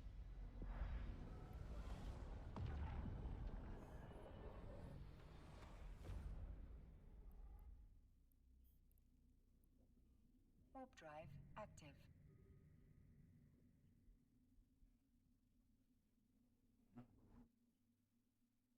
Okay, so basically send the kill mail to the FC.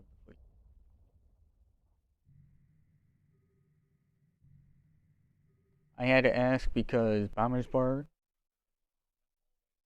they have a specific character you do it in, do it to.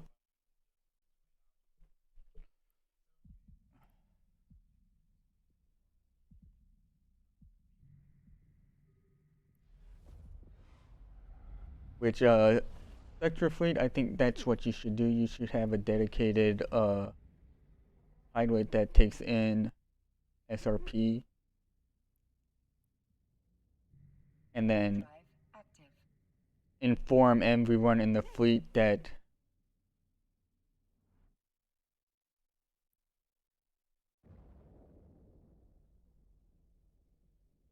uh that they will be processed in order. So if there's multiple fleets during the week, say there was one on Monday, those get processed before the ones that are happening today.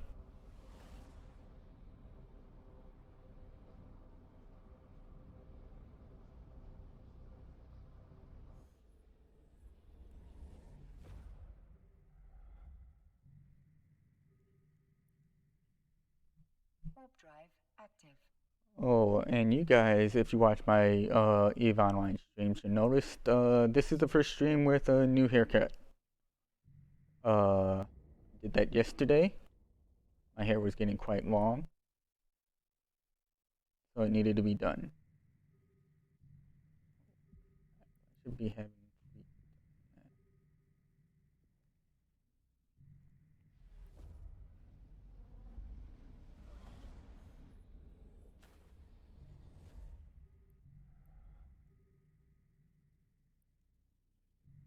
Warp drive active.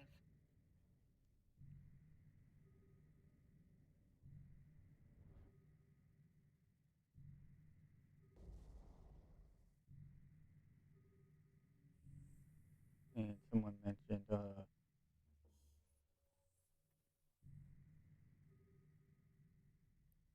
that the capsule that they're in, they made a mistake with.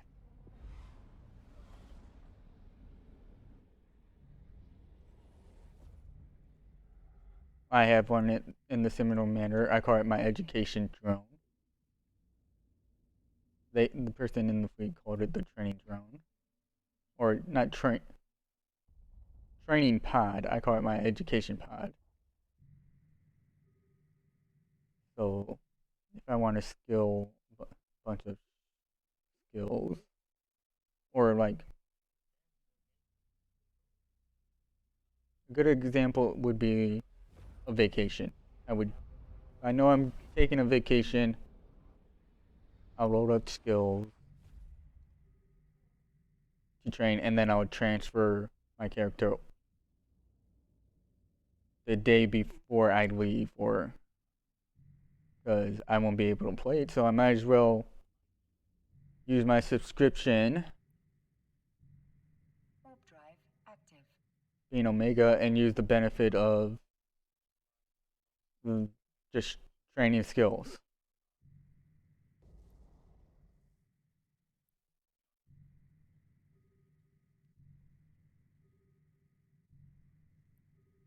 And that brings up another thing.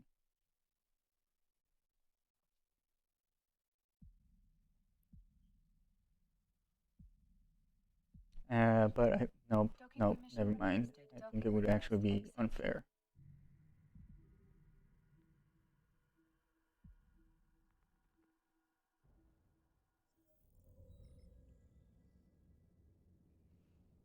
Ooh, ooh.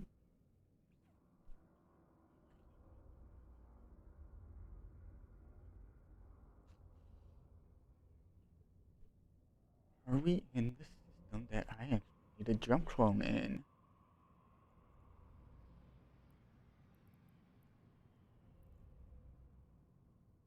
Because I was in this area space a few weeks ago. Because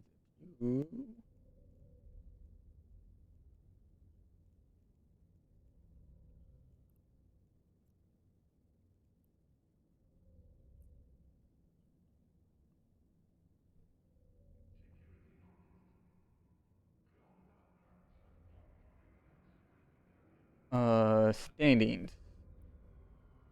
I had bad standings with the aggressors as a fraction. I want to get that up because as you can see, I have 7 point. 5-7 standing.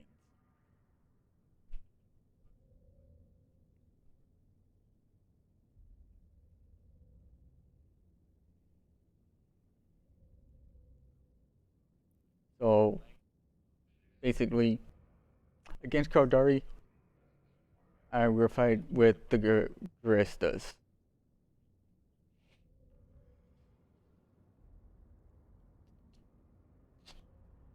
Alright, what was I doing? Oh, checking characters, seeing clones. Alright, I do need one here.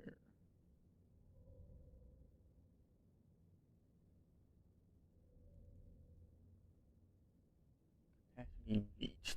Okay. But I think this is the only ship I have.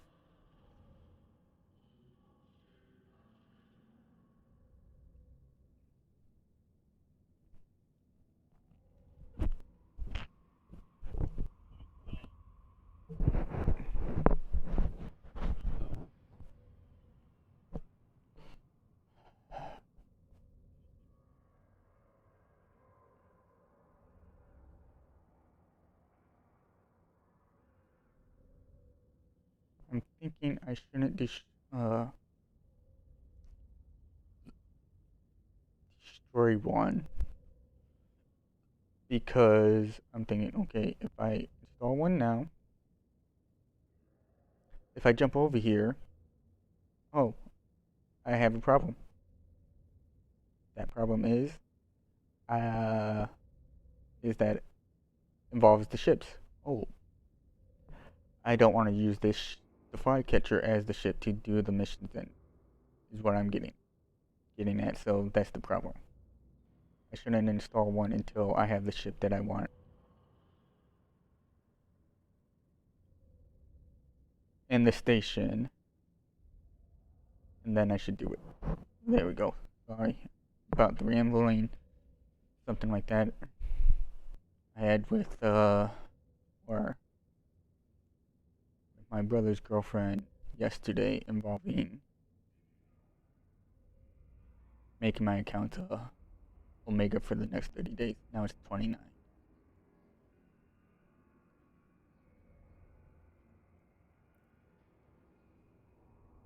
And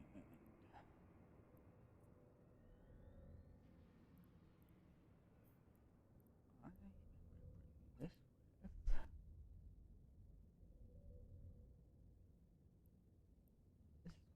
F these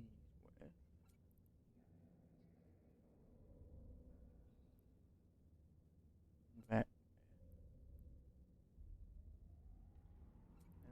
F.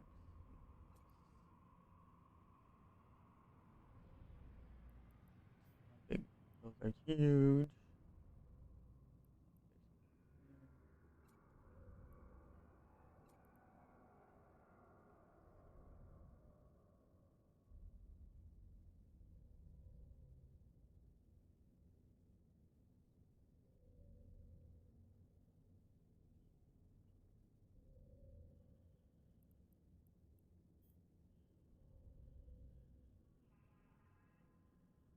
Captain Highfield has a Order 5 and Glorification 5 as well.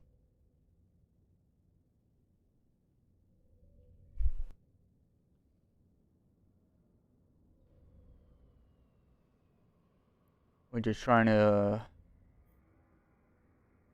now work on getting everyone that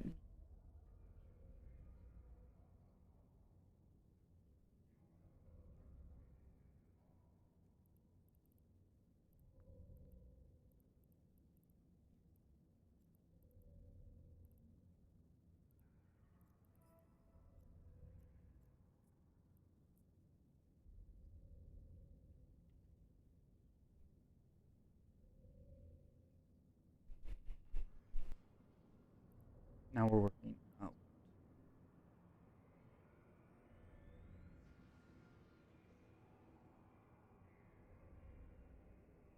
Oh, well, 15. Okay.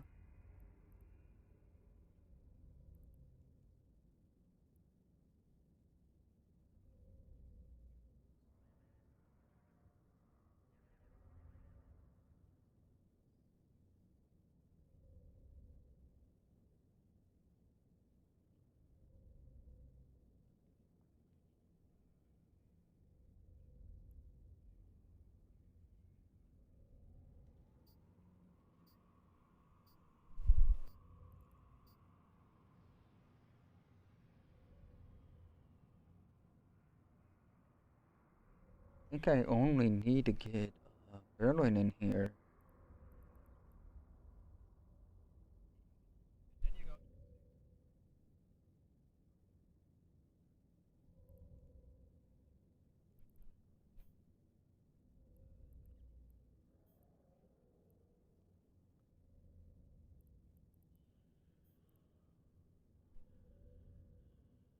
Okay, I think I'm ready.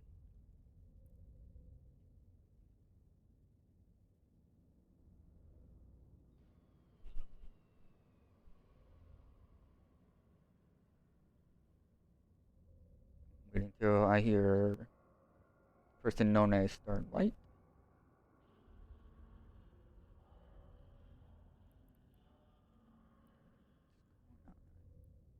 With this.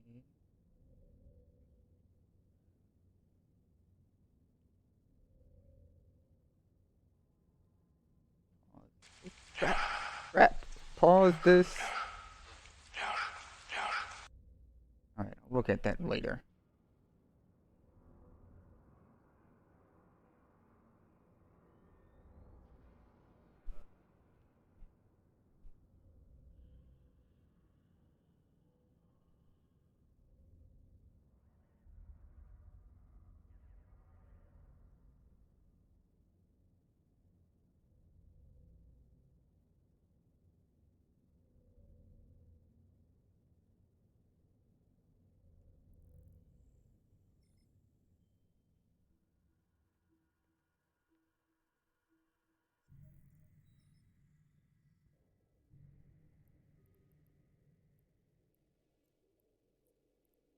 Warp drive active.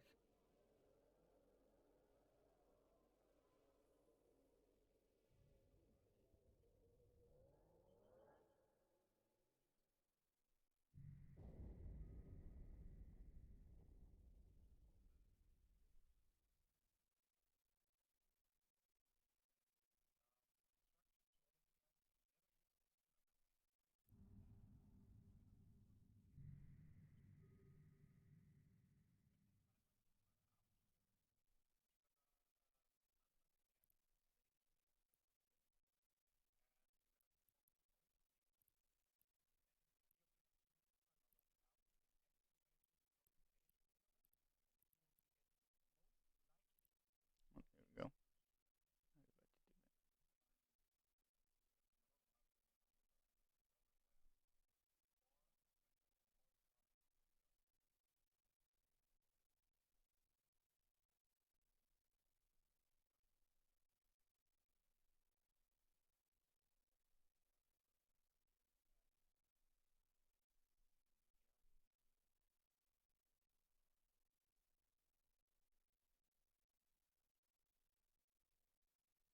And another thing, if anyone doesn't know about filaments, you gotta put your safety to yellow to use it.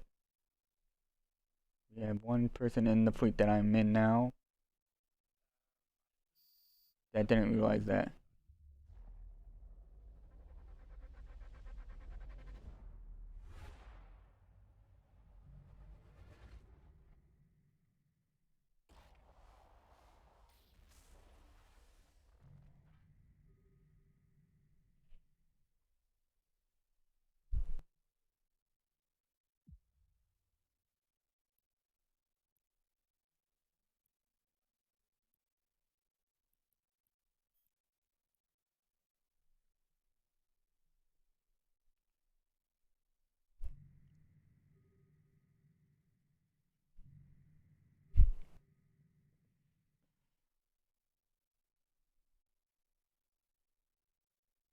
Now we're doing logistics of getting everyone back into,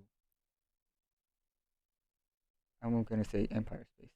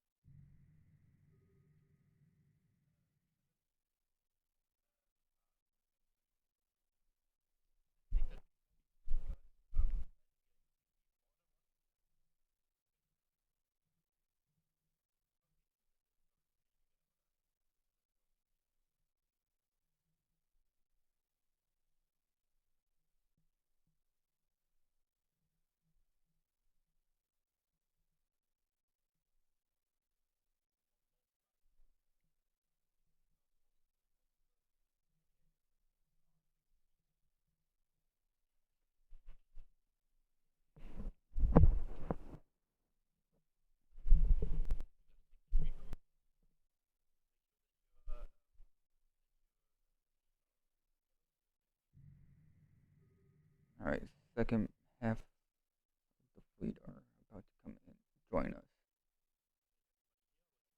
In Pakvin. I don't know where they're gonna actually, what system they'll actually get into. Oh, that might be interesting. CCP games, I think, based on uh the activation, the closer some are, the greater that you land into the same system together, where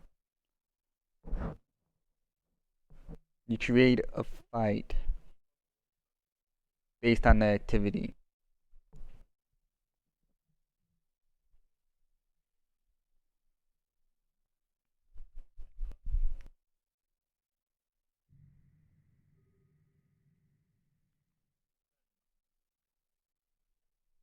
Where, like, say, since it's been like within 10 minutes of we getting in here, our other half of the fleet has a greater chance of landing back with us, because as far as the servers know, we are separate groups.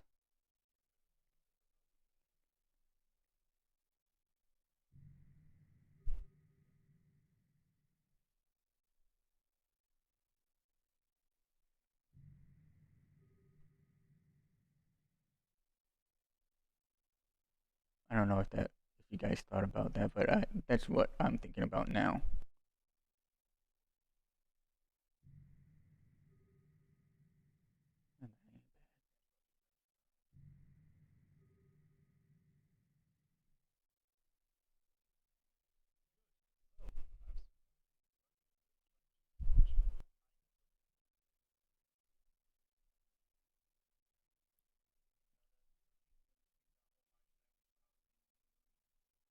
Ooh, that'll work.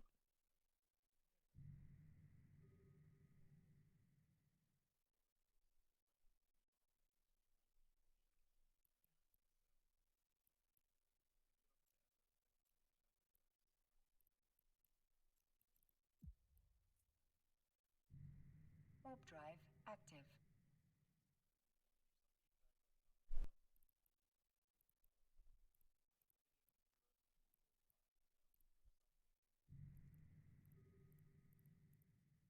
Oh, there it is.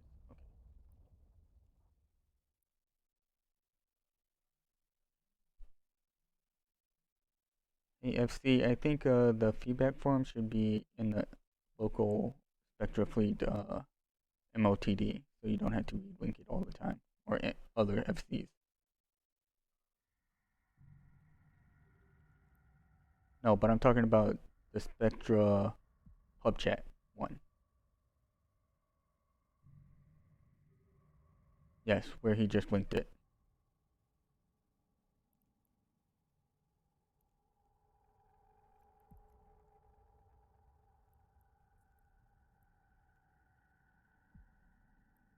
Oh, okay. Never mind.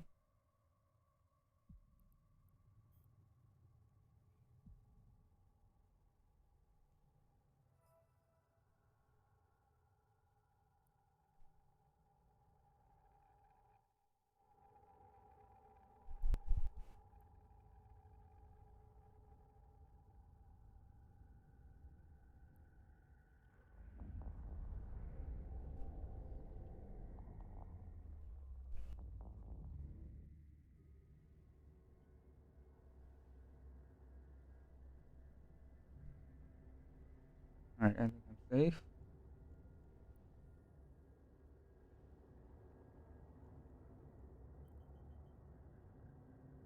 So I get back to Jeddah. I'm ending the stream.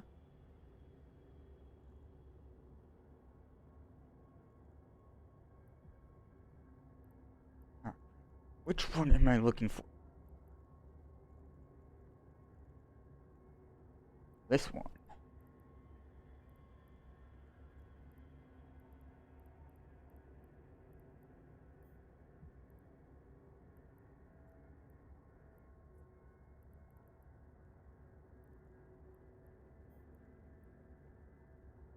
Warp drive active.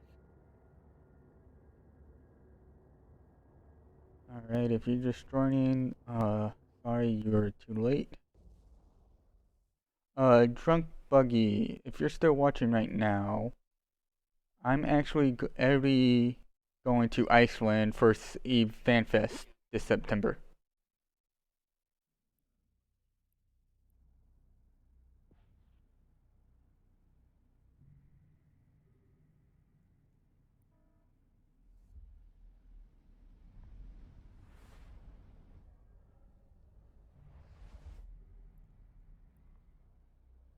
Warp drive active.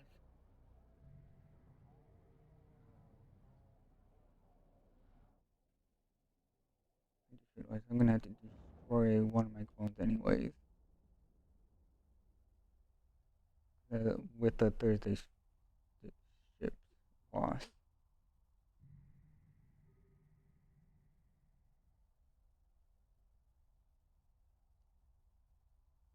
I should have just called what I wanted to do a loss.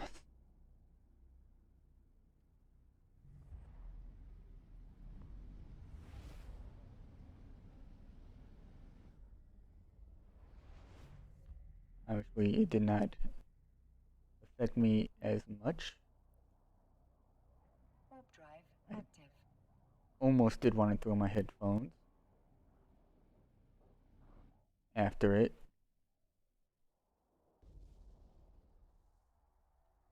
But I decided alternative way to deal with it. And that is look at the Z kill board. Uh,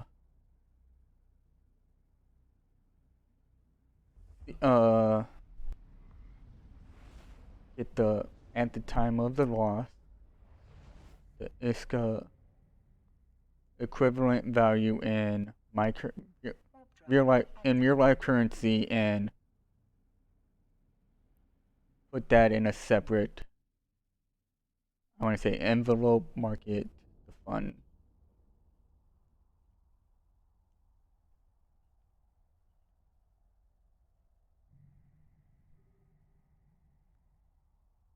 Where it can come back to Eve in future, but because told you guys earlier, my subscription is only active for another 29 days on all my characters. Once I have the actual funds, I will be reactivating my Omega status, because currently there is really not another space-themed game as big as EVE Online. Yeah, there's Star Citizen and Elite Dangerous. Compared to EVE, both games are missing things that would make me fully transfer over to the game. With Elite Dangerous is they don't have enough ships.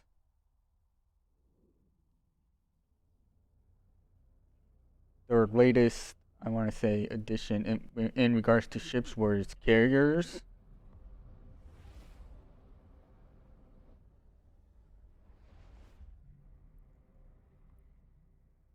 And I think the currently bigger ship, I think it's actually a Corvette. If it's the same, say, Corvette classification, the game needs more bigger ships to pilot. And then Star Citizen, well, that game needs more systems. It has plenty of ships. It needs more systems.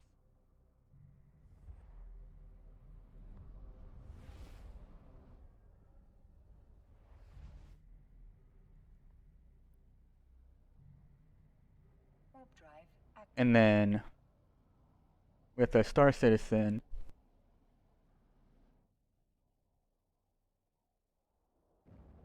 since it has pretty much, it's more first person piloting, there's certain things that I feel you should have to walk to And then there's certain things that you should be able to do from a menu. Like EVE Online is all menu based.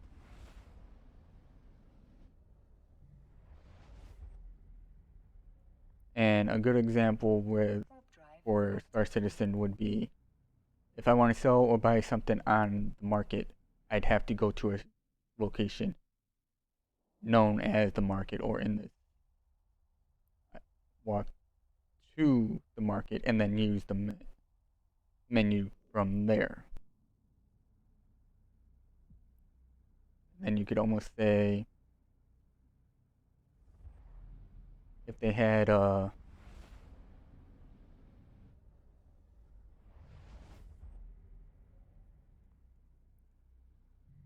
smaller vehicles like hover scooters, or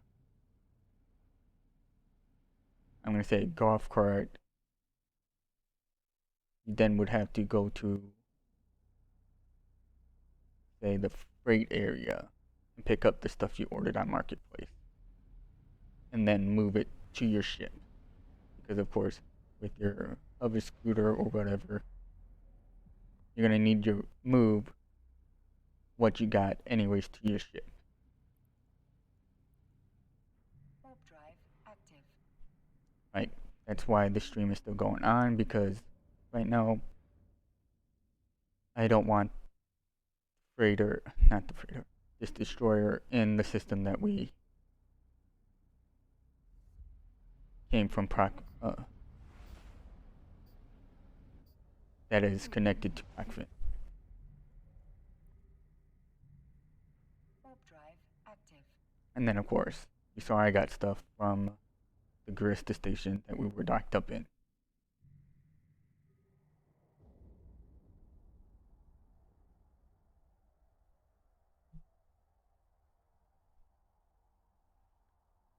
I had a flow of what I was saying. I think I ended it, but I feel like I'm missing something in regards to it.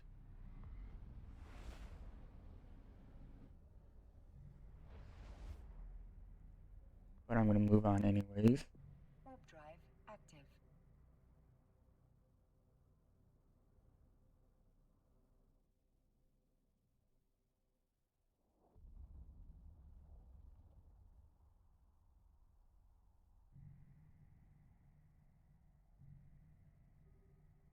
Even though I'm in a high sec, I'm still doing the whole every few seconds telling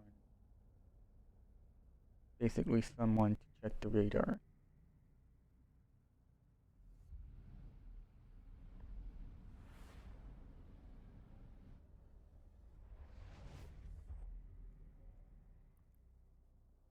Warp drive active.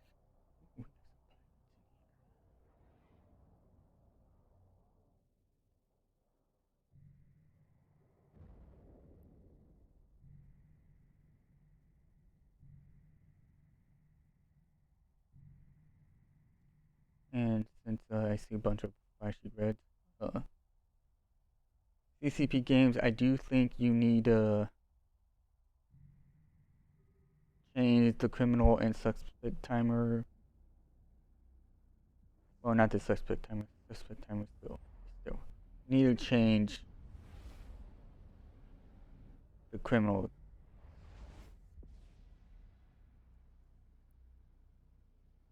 Warp drive active. tag and Concord. I feel you really should give people that want to actually say protect I'm going to say the shipping lines a chance to actually do that before you have the server activate Concord.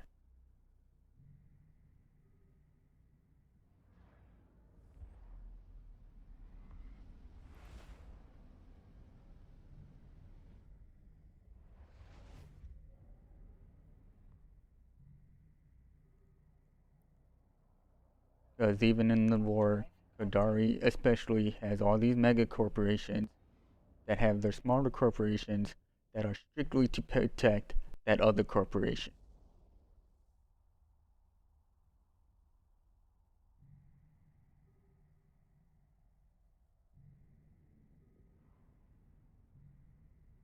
or even make it where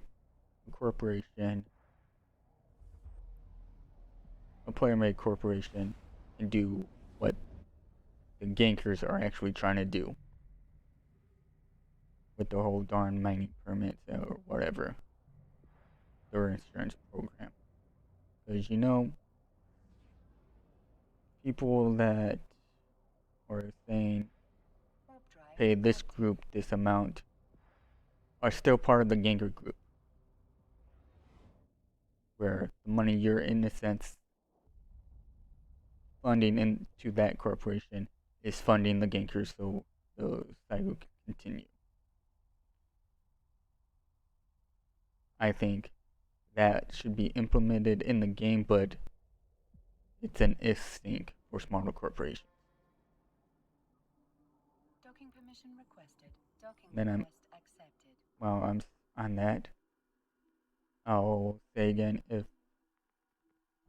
the ship can't defend itself with guns, it should be exempted from being tackled. I know you guys may say, oh, that's unfair, blah, blah, blah, blah, blah, or whatever. You're going to have your own opinion of what I just said. I feel it will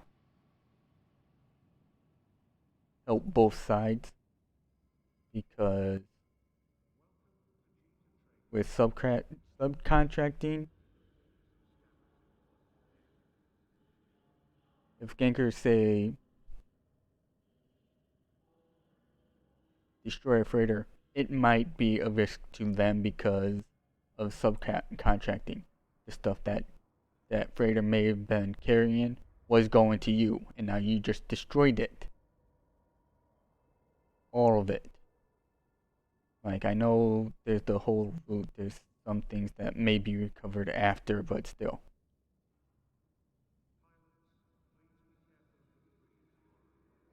What didn't drop is what would definitely hurt you.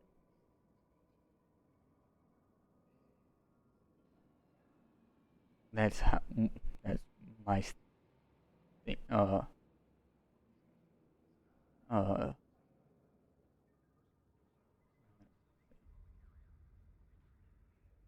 My argument against it, because then you could get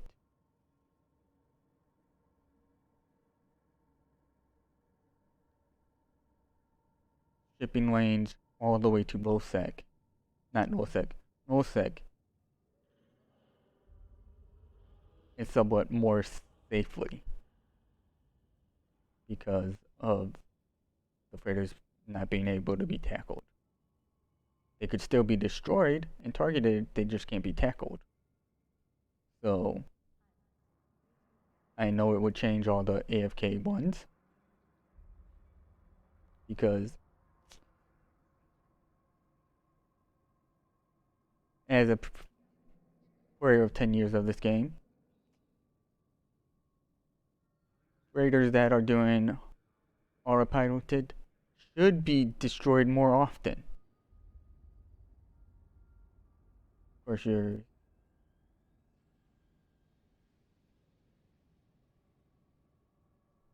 oh,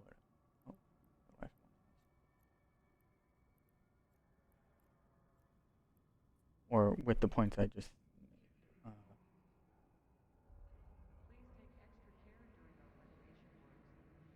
of course, then you make a jump freighters more of an important role.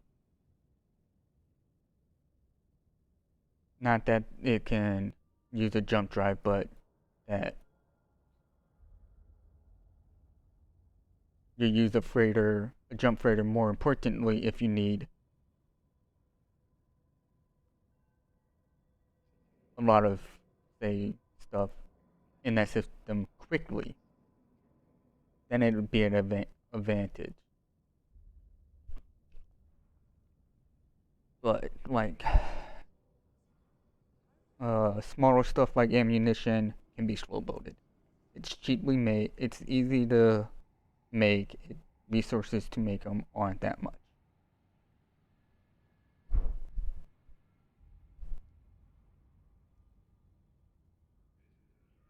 I guess I'm saying almost with freighters being unable to be tackled anymore, you would be creating, or there could be a developing player-made trade route in all the systems, because the freighters will only need to be in certain systems because it's on a route to something that could actually dock in, whether it be the regional Fortizar for that alliance, or I'm gonna say the Keepstar for that region, the Fortizar for the constellation, or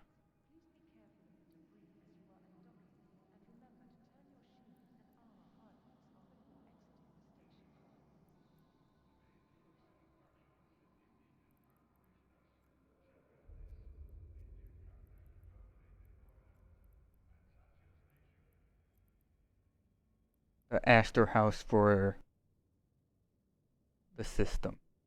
Because I think, yeah, CCP, you did mess up with the structures, the structure patch. You didn't impose limits on it. I think it should have been. It should eventually get changed where it's one keep star per region, regardless of its high sec, low sec, null sec region. One keep star in that whole region. Then limit to one Fortizar in every single constellation. And then, okay, we're going down to now system wide.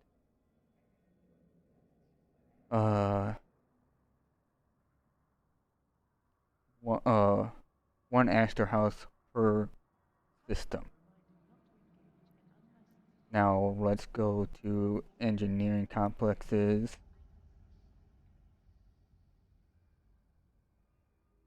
And I'm going to say this, especially in regards to alliances. It should be one of each thing if a corporation is in the alliance. Yeah, I know that ups the risk for alliances, but that's how I feel it really should be. And say, I would say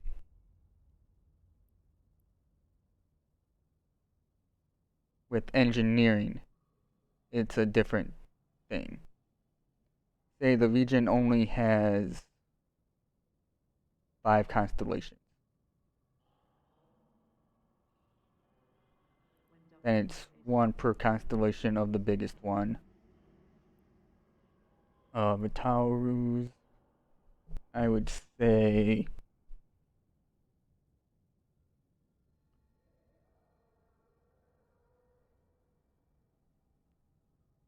one for every system in that constellation. And then the Azabel,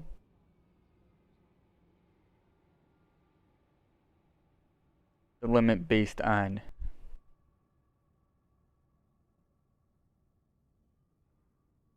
how many planets there are in that system.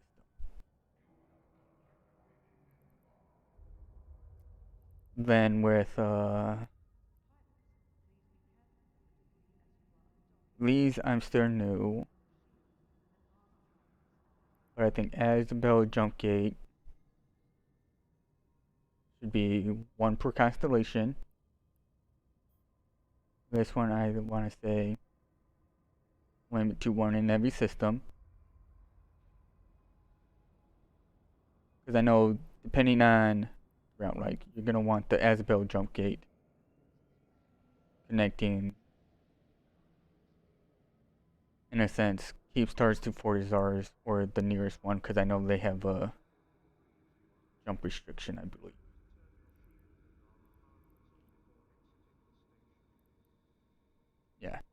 jump range, maximum jump range. Then of course, Sino Jammer, I would say unlimited because, okay, you might need one, but at the same time, if another alliance wants that system, they're gonna want to be trying to get more than one in because you're gonna, because I'm thinking an alliance that wants to keep the space is gonna want to destroy it. Well, the alliance that's attacking the space is gonna want to keep one up.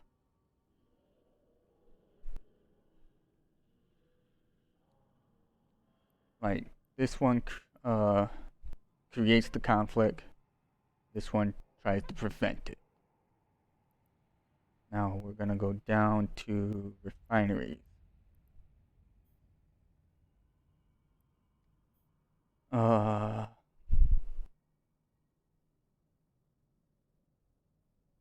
I would say the limit for these should be based on the moons themselves.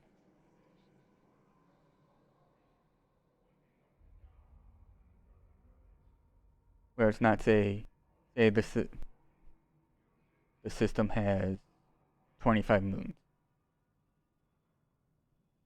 It's not 25 Athenors or 25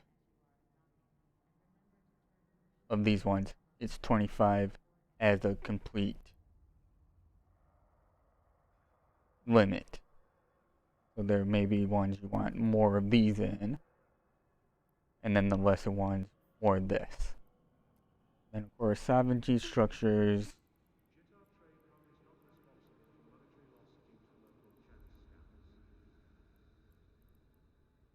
don't need to be changed. Although I will bring up the infrastructure hub. I know it has three factors associated to the system itself: security, mining. I don't know what the other one is. One of them needs to change to have the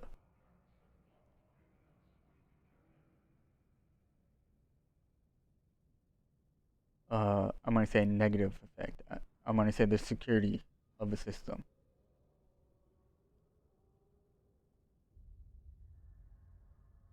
I think in its current form right now, the higher it is, the more combat the more combat sites are prone to spawn. That should actually be a negative. Like, because it should be based on activity. If you're not or something where I know it's spawning more creates the whole security force of an alliance. But at the same time, it should negatively be affecting the alliance because systems that have more daily activity shouldn't be getting more combat sites. They shouldn't be getting any. Like if your main system is constantly having pilots going in and out, you get no combat sites. It should be the lesser ones, the ones that are, say, 20 jumps away but still controlled by your alliance, that should be spawning more and more. Where I'm going to go with my statement. I think alliance's power isn't by how many systems they control, regions they control, but by how quickly they can deploy the pilots within their alliance.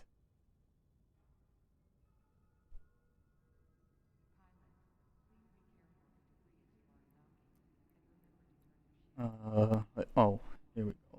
Industrial, military, yeah. So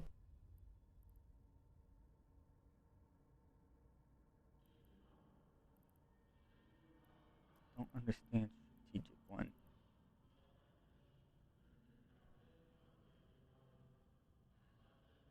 Oh, but I do know this one.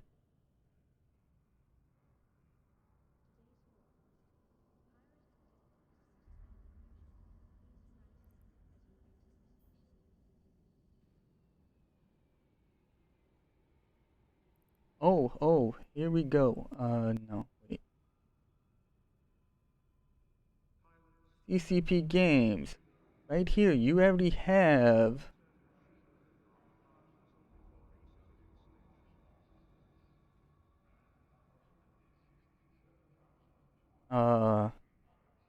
almost the mechanics of it. With this one, add an async to it. That async would be keeping local chat active in that system. Because it would be a logistics thing. You want to know who's going in and out. Because we all know about the chat issues last week. This adding an async to where an if, or I'm going to stop saying if, an expense sync to this to keep local chat active would solve it. Or allow blackout to be in the game, but player, but controlled by the players. Now, of course, there needs to be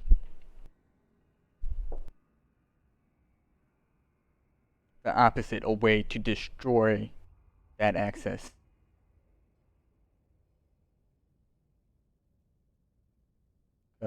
I know there's groups out there that don't want to be known that they're in the local of a system.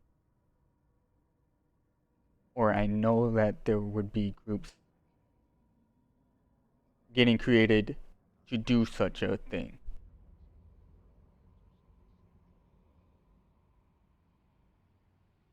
I am one person that wants that.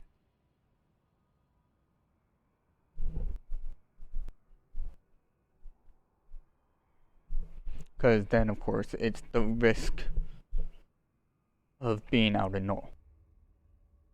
The risk of null should be losing local chat. Losing it as an intelligent tool, despite it not being an intelligent tool. The statement that CCP says makes sense, but when I'm gonna do this argument, what if I jump from a wormhole system that doesn't have local into another system that does have Stargate? I didn't use the Stargate,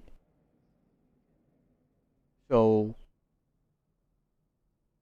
anyone in that system shouldn't know that I used the wormhole. Same thing with Fiddlement. Or they know that I used the wormhole or a Fiddlement, because that would involve players every in the system scanning for wormholes and putting a security detail on that wormhole or deploying a fleet to close that wormhole.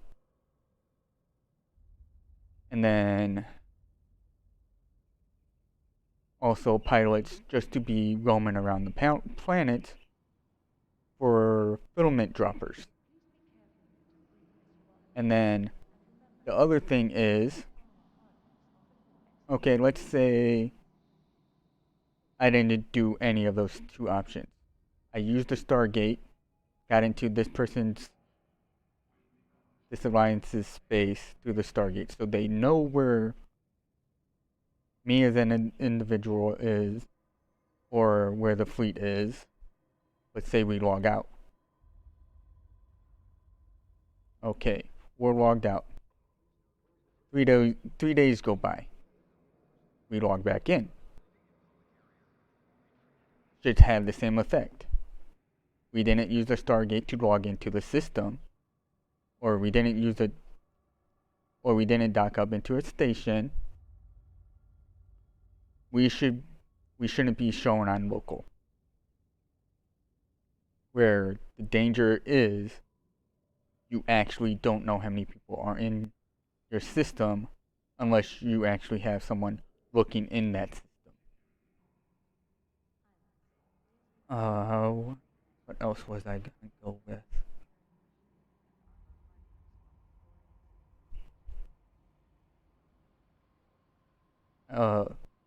Okay, stations would be the next thing.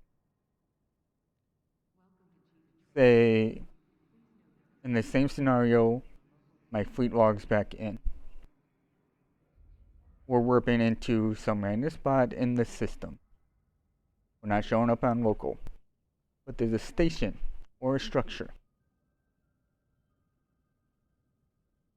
We get on grid on either of those, we start showing up on local unless we're cloaked. Because we are now, in a sense, within range of, I'm going to say, the communication towers of that structure, station, and such not. Same thing with the infrastructure, the iHub, anything that a player-made corporation can put down.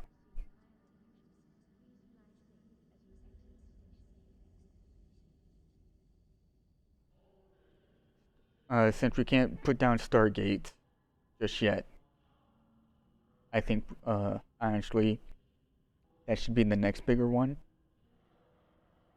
And I'm going to go on there.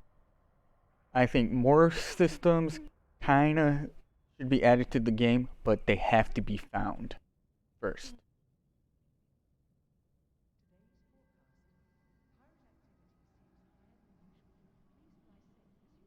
Where through wormhole space, they have to be found first.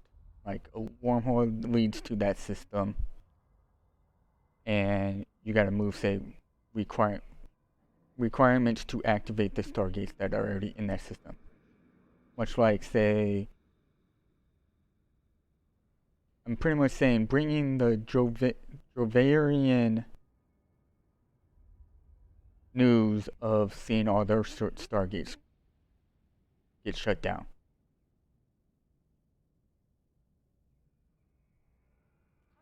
And then, okay, you got the wormhole into a new system, or an entrance to a new system that has Stargates that need to be activated. And say it's fuel blocks. Putting the fuel blocks in the Stargate and all that.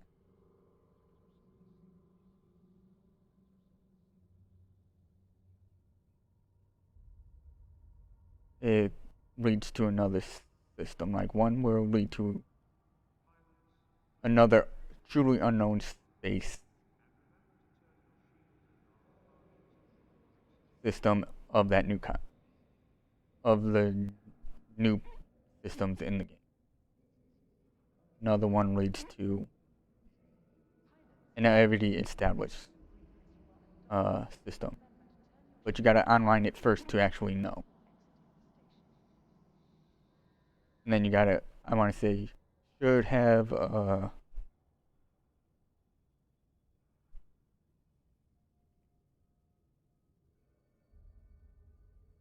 way to say, okay, since I'm in Jeddah, say I found a Stargate in the new system that leads to Jeddah.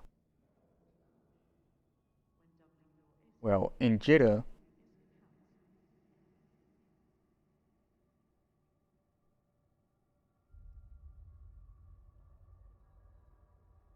the corporation that found it, that new system, has to put a Stargate in Jeddah to connect it. connect that new system to Jitta.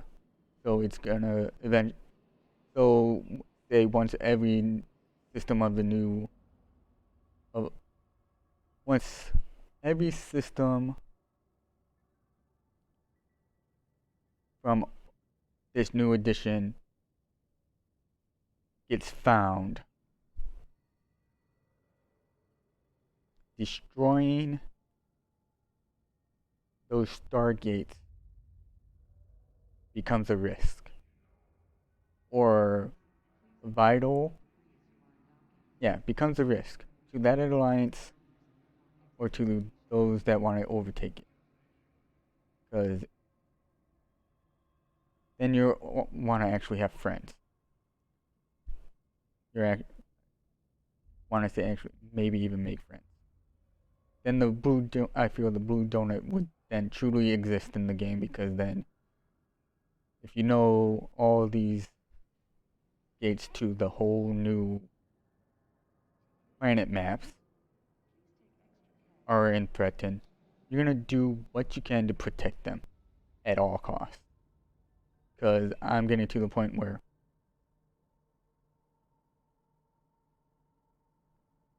say all those connections to high sec or to the established map get cut off. Guess what you just did, or players did to each other. You cut off selected groups from the game, much like how the Eve Gate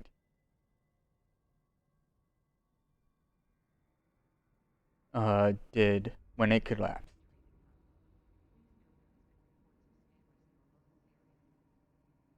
Because then now you're gonna get in political issues, because now, some of your group is cut off in this system. Some of them are still over here. There's the conflict of getting that Stargate now back up, because you want to reconnect to those that are currently freaking stuck.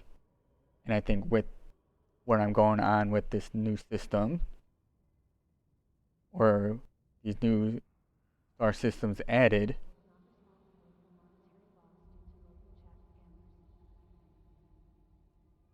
you make them highly valuable. Because I'm going from an industrial standpoint, I want to say asteroids in those systems are massive. Like, I'm not to the point where I'm saying they're like a Velspart asteroid is massive, like the size of a moon, because as a player, we know that at every downtime, in NullSec especially, or in the whole game, the asteroid belts that were depleted get they get respawned. And of course, if you completely do it, then mine it again the next day, you're not going to get as much. And then, well, since these new systems haven't been touched by players, their asteroids are massive to the point where you got a war for resources. Hello, there's a reason to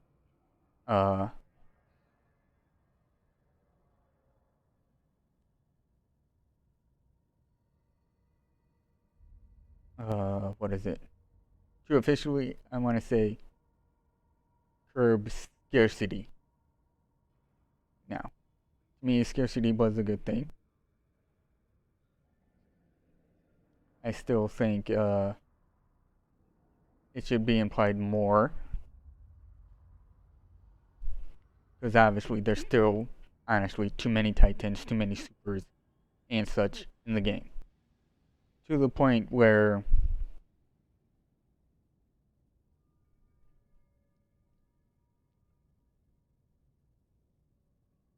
alliances have multiple. And we know that they really shouldn't have as alliances well, from my perspective, really shouldn't have as many as they do have. Because they should be like in a war, be the strategic part of a fleet that either really change the progression of the war, whether they end up winning or actually losing. And it should be freaking super expensive to replace it.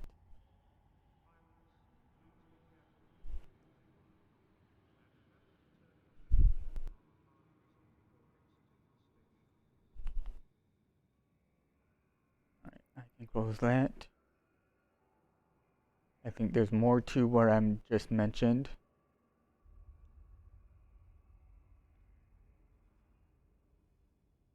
I don't know, now that anyone that's watching, or anyone that will see this, especially this part,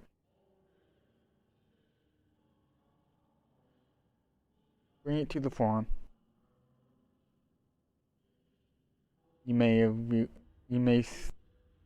know of things that should be also added that I haven't even considered, such as the CCP game, CCP stream of yesterday. I mentioned a few things with fractional warfare since that was the main feature of a stream. Last night, actually, what I mentioned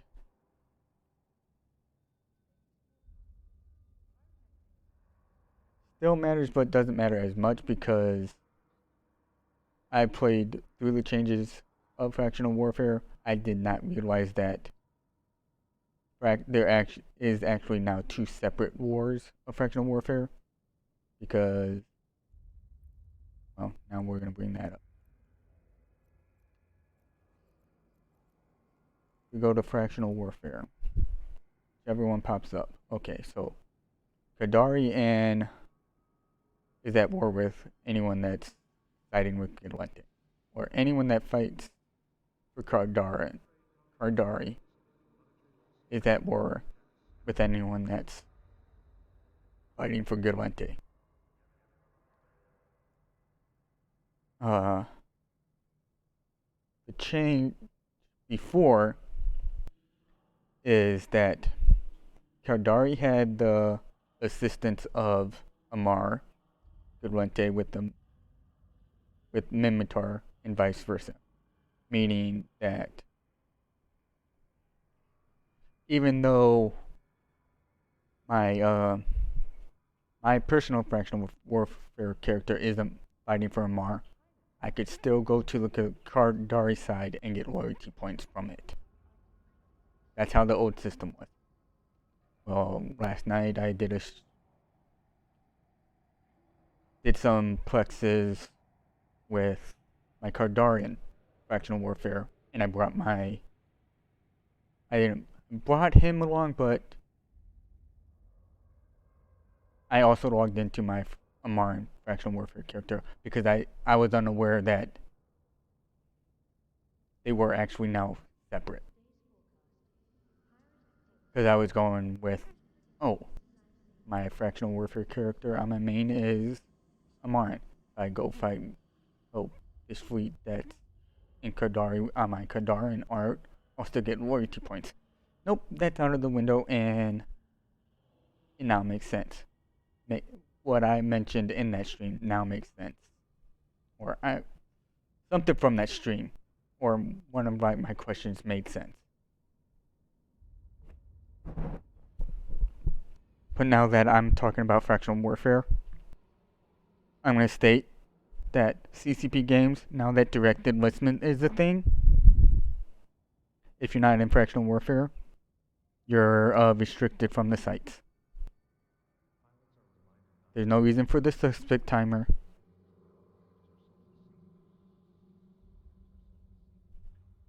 To be applied to that.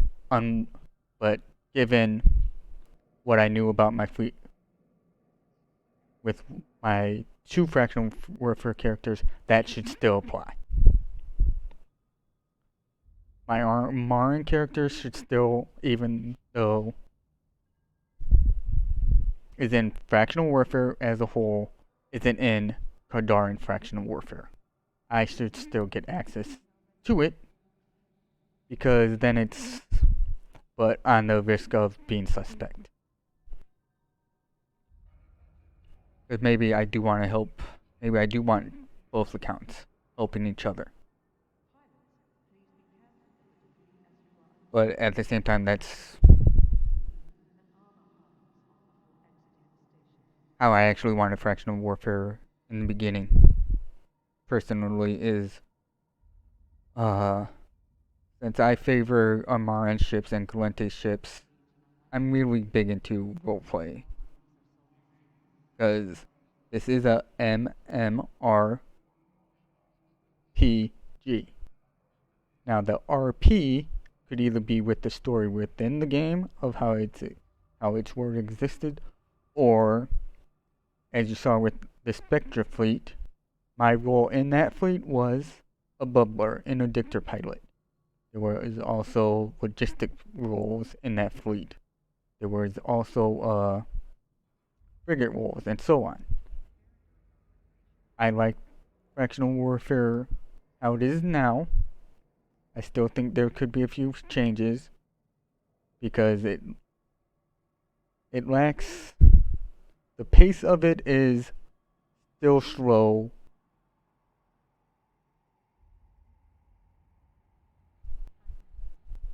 From before the change, it's still pretty slow.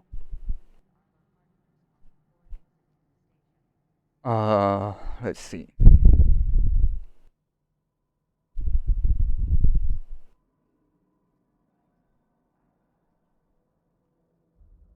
Well, since we're on this one, there's issues about the shipcaster. Those on the Galente side should be going after this shipcaster right now. The beacon in this system right now. Because it's a strategic move for Kadari. Also, I'm gonna take it down to the sites within the system. The contested rate of completion of a site, I feel, needs to be increased. The flipping of systems should happen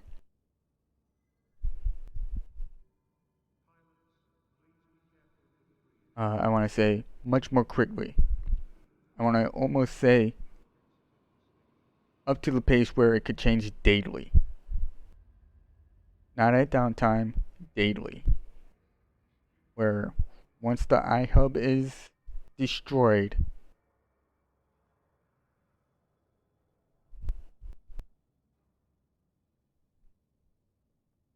an hour timer happens, or whatever. 15 minutes. I know it happens at downtime, but I still think Fractional Warfare should be on its own separate timer. Where you still have to grind of contested rated.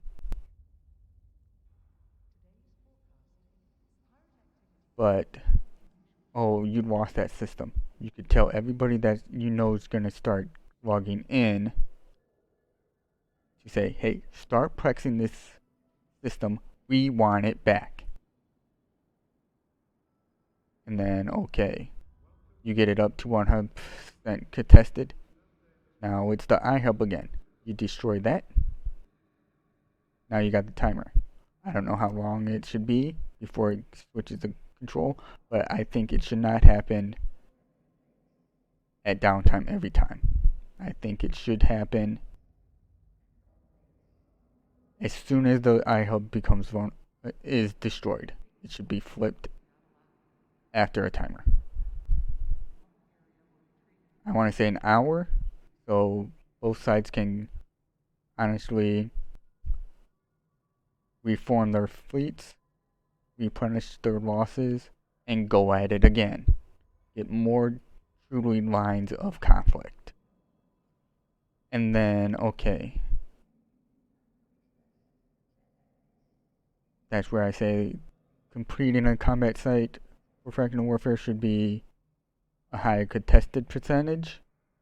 I think when a battlefield spawns, it should be a huge one, because that's another point of conflict where the incentive is to either attack the battlefield or defend it, because it has a huge contested percentage added to it once it's either defended or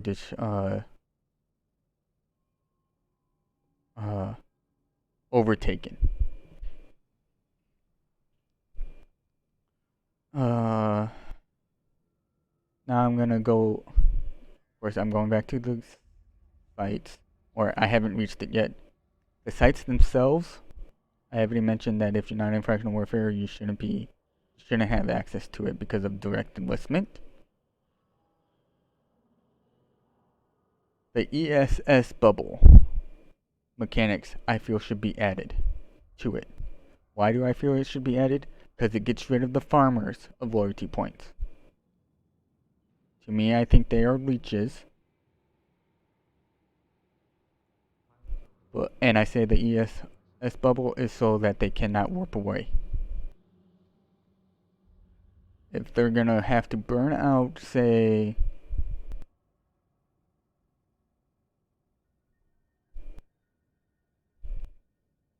I know the button has the middle has a radius of 30. I'm gonna say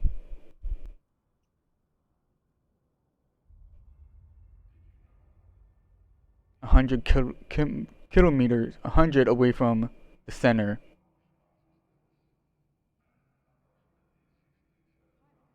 The sites are gonna start losing farmers or people that are gonna be farming because they're not committed to the fight. An enemy comes in,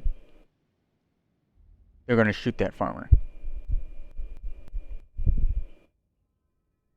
Or even the farmer themselves can't escape as easily as they once did.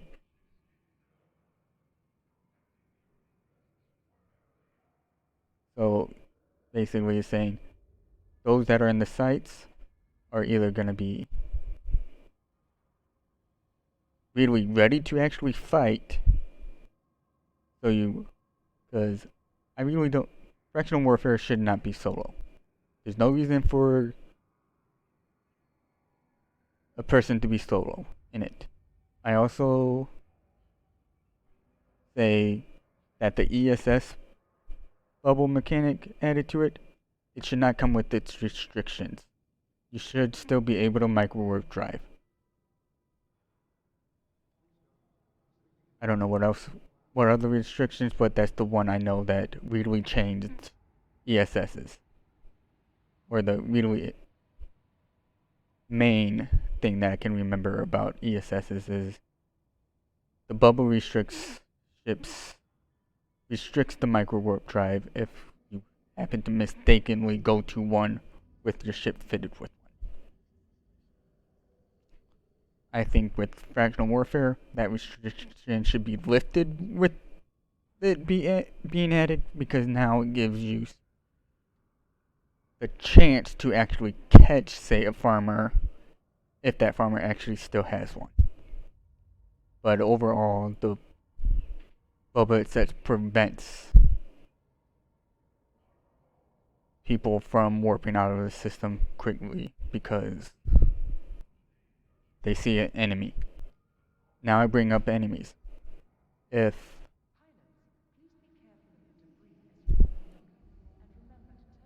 I have a Kardari one and we're looking at this map right now, if I go into this system right here, some systems I just can't pronounce, I'm not going to even try. I took my pilot to this system, and there's war targets in the system, I fear either one of two things should happen in a site. Either the NPC does not spawn because there's a player that should be defending that site, or, now that I thought of it, the NPC does not affect the timer. Because I brought that up with the stream on CCP Twitch. 10 minutes is 10 minutes. I shouldn't have to. There shouldn't be a pause because of the NPC of that timer. However, I do bring the thing up. The NPC should matter. Is, I think, okay. Say there is an activity. I'm in the system where there's hardly anybody in the system during my playtime. To complete the site and get the loyalty points, the player would have to destroy the NPC. Because I'm going to the point leading to the player has to collect something from that NPC to get the loyalty points. Just looting the wreck. Keeping tags. Yes, getting the tags should be important. Or should factor in more within the sites. So even though, because I personally don't collect the tags, I don't need them just yet. Because I don't play Fractional Warfare enough. Those that do, collecting the tags should affect whether you complete the site or not. Okay, say, now I'll bring up that. Say that's in place, I have to collect the tag. Say someone forgets, or someone comes in that's friendly and steals the tags. Well, from a server standpoint, it should be whoever picks up the tag gets the loyalty points, because that's the reward of the site. If you don't pick up the tags, you don't get the LP. You're gonna want the LP, so you should be picking up the tags. Say you forget, well, you don't get the LP, but the next person that comes into that site, because of the wreck, stays open stays in the space until the tag is collected. They get the LP, because I feel this, from the server standpoint,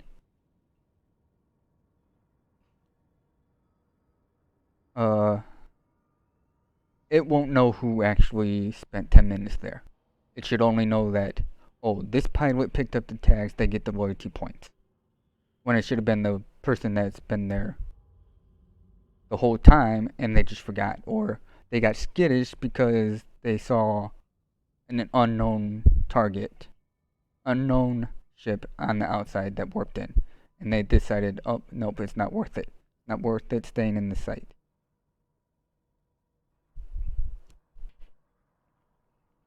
And then I think with tags also, now that I bring it up, say it was a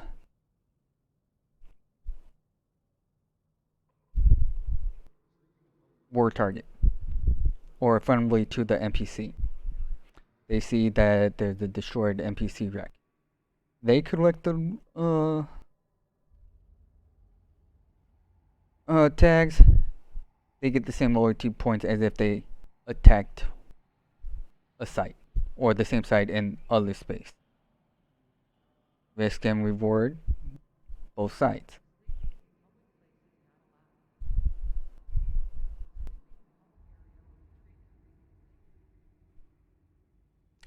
I want to say there was something else I was going to mention about Fractional Warfare.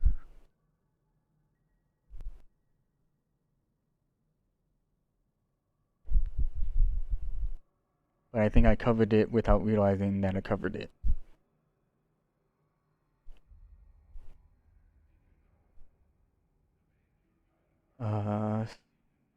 So with that, I'm going to end the stream.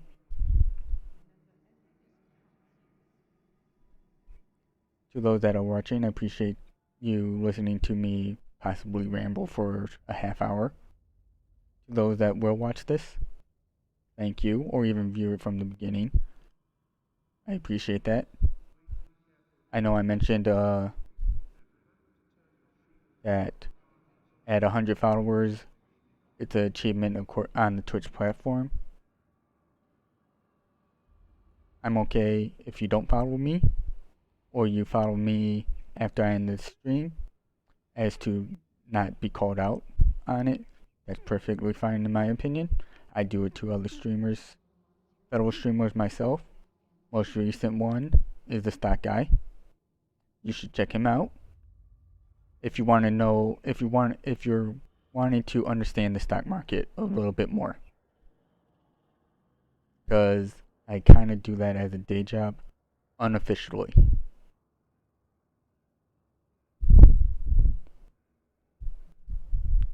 And I say unofficially because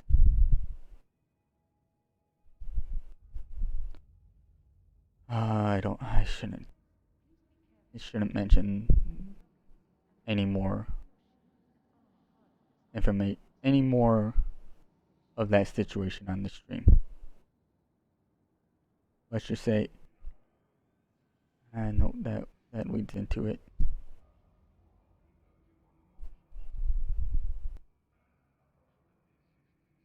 Yeah, I'm gonna leave it there.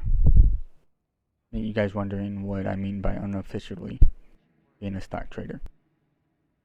Alright, like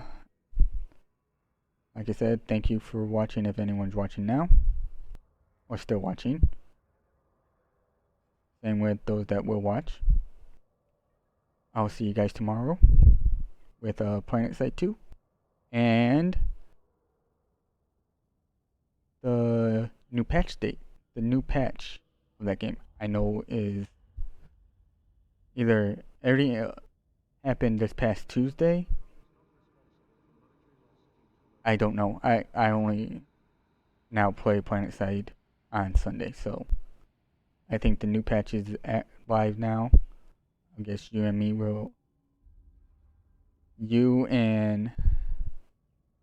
will see changes tomorrow. And I'm gonna shout this out again. If you play EVE Online, I do have a Discord and an in-game chat channel. I'm only gonna mention the chat channel because from there you'll get the Twitch link. It is titled my Twitch channel. No, dang it. My channel in-game is called The Lounge. However, it's in between. You know what? I'll just show you guys how it is. Alright. That's how it is. This player, my channel, The Lounge, this line, it has a line on the left of T and a line at the right side of E.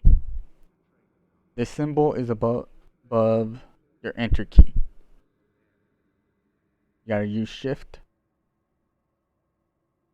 and then press that button to type it in.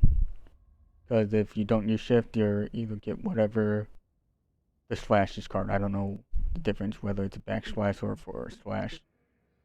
If you just type that key, you have to use shift. Type the lounge in, you got my channel in game. Then from there, you get if you want to, say, do a fleet together and talk to me. I have a Discord channel. I have my Discord link in there. Also, I have a link to my Twitch in case you say like fine with me, or want to see, say, a recap and all that,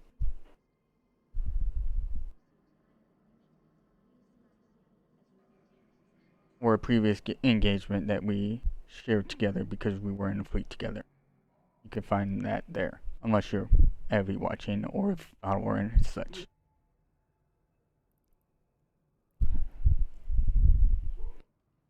I also do have in my channel a link to Bomber's Bar and the fleet that we were just in, SF Spectre Fleet. I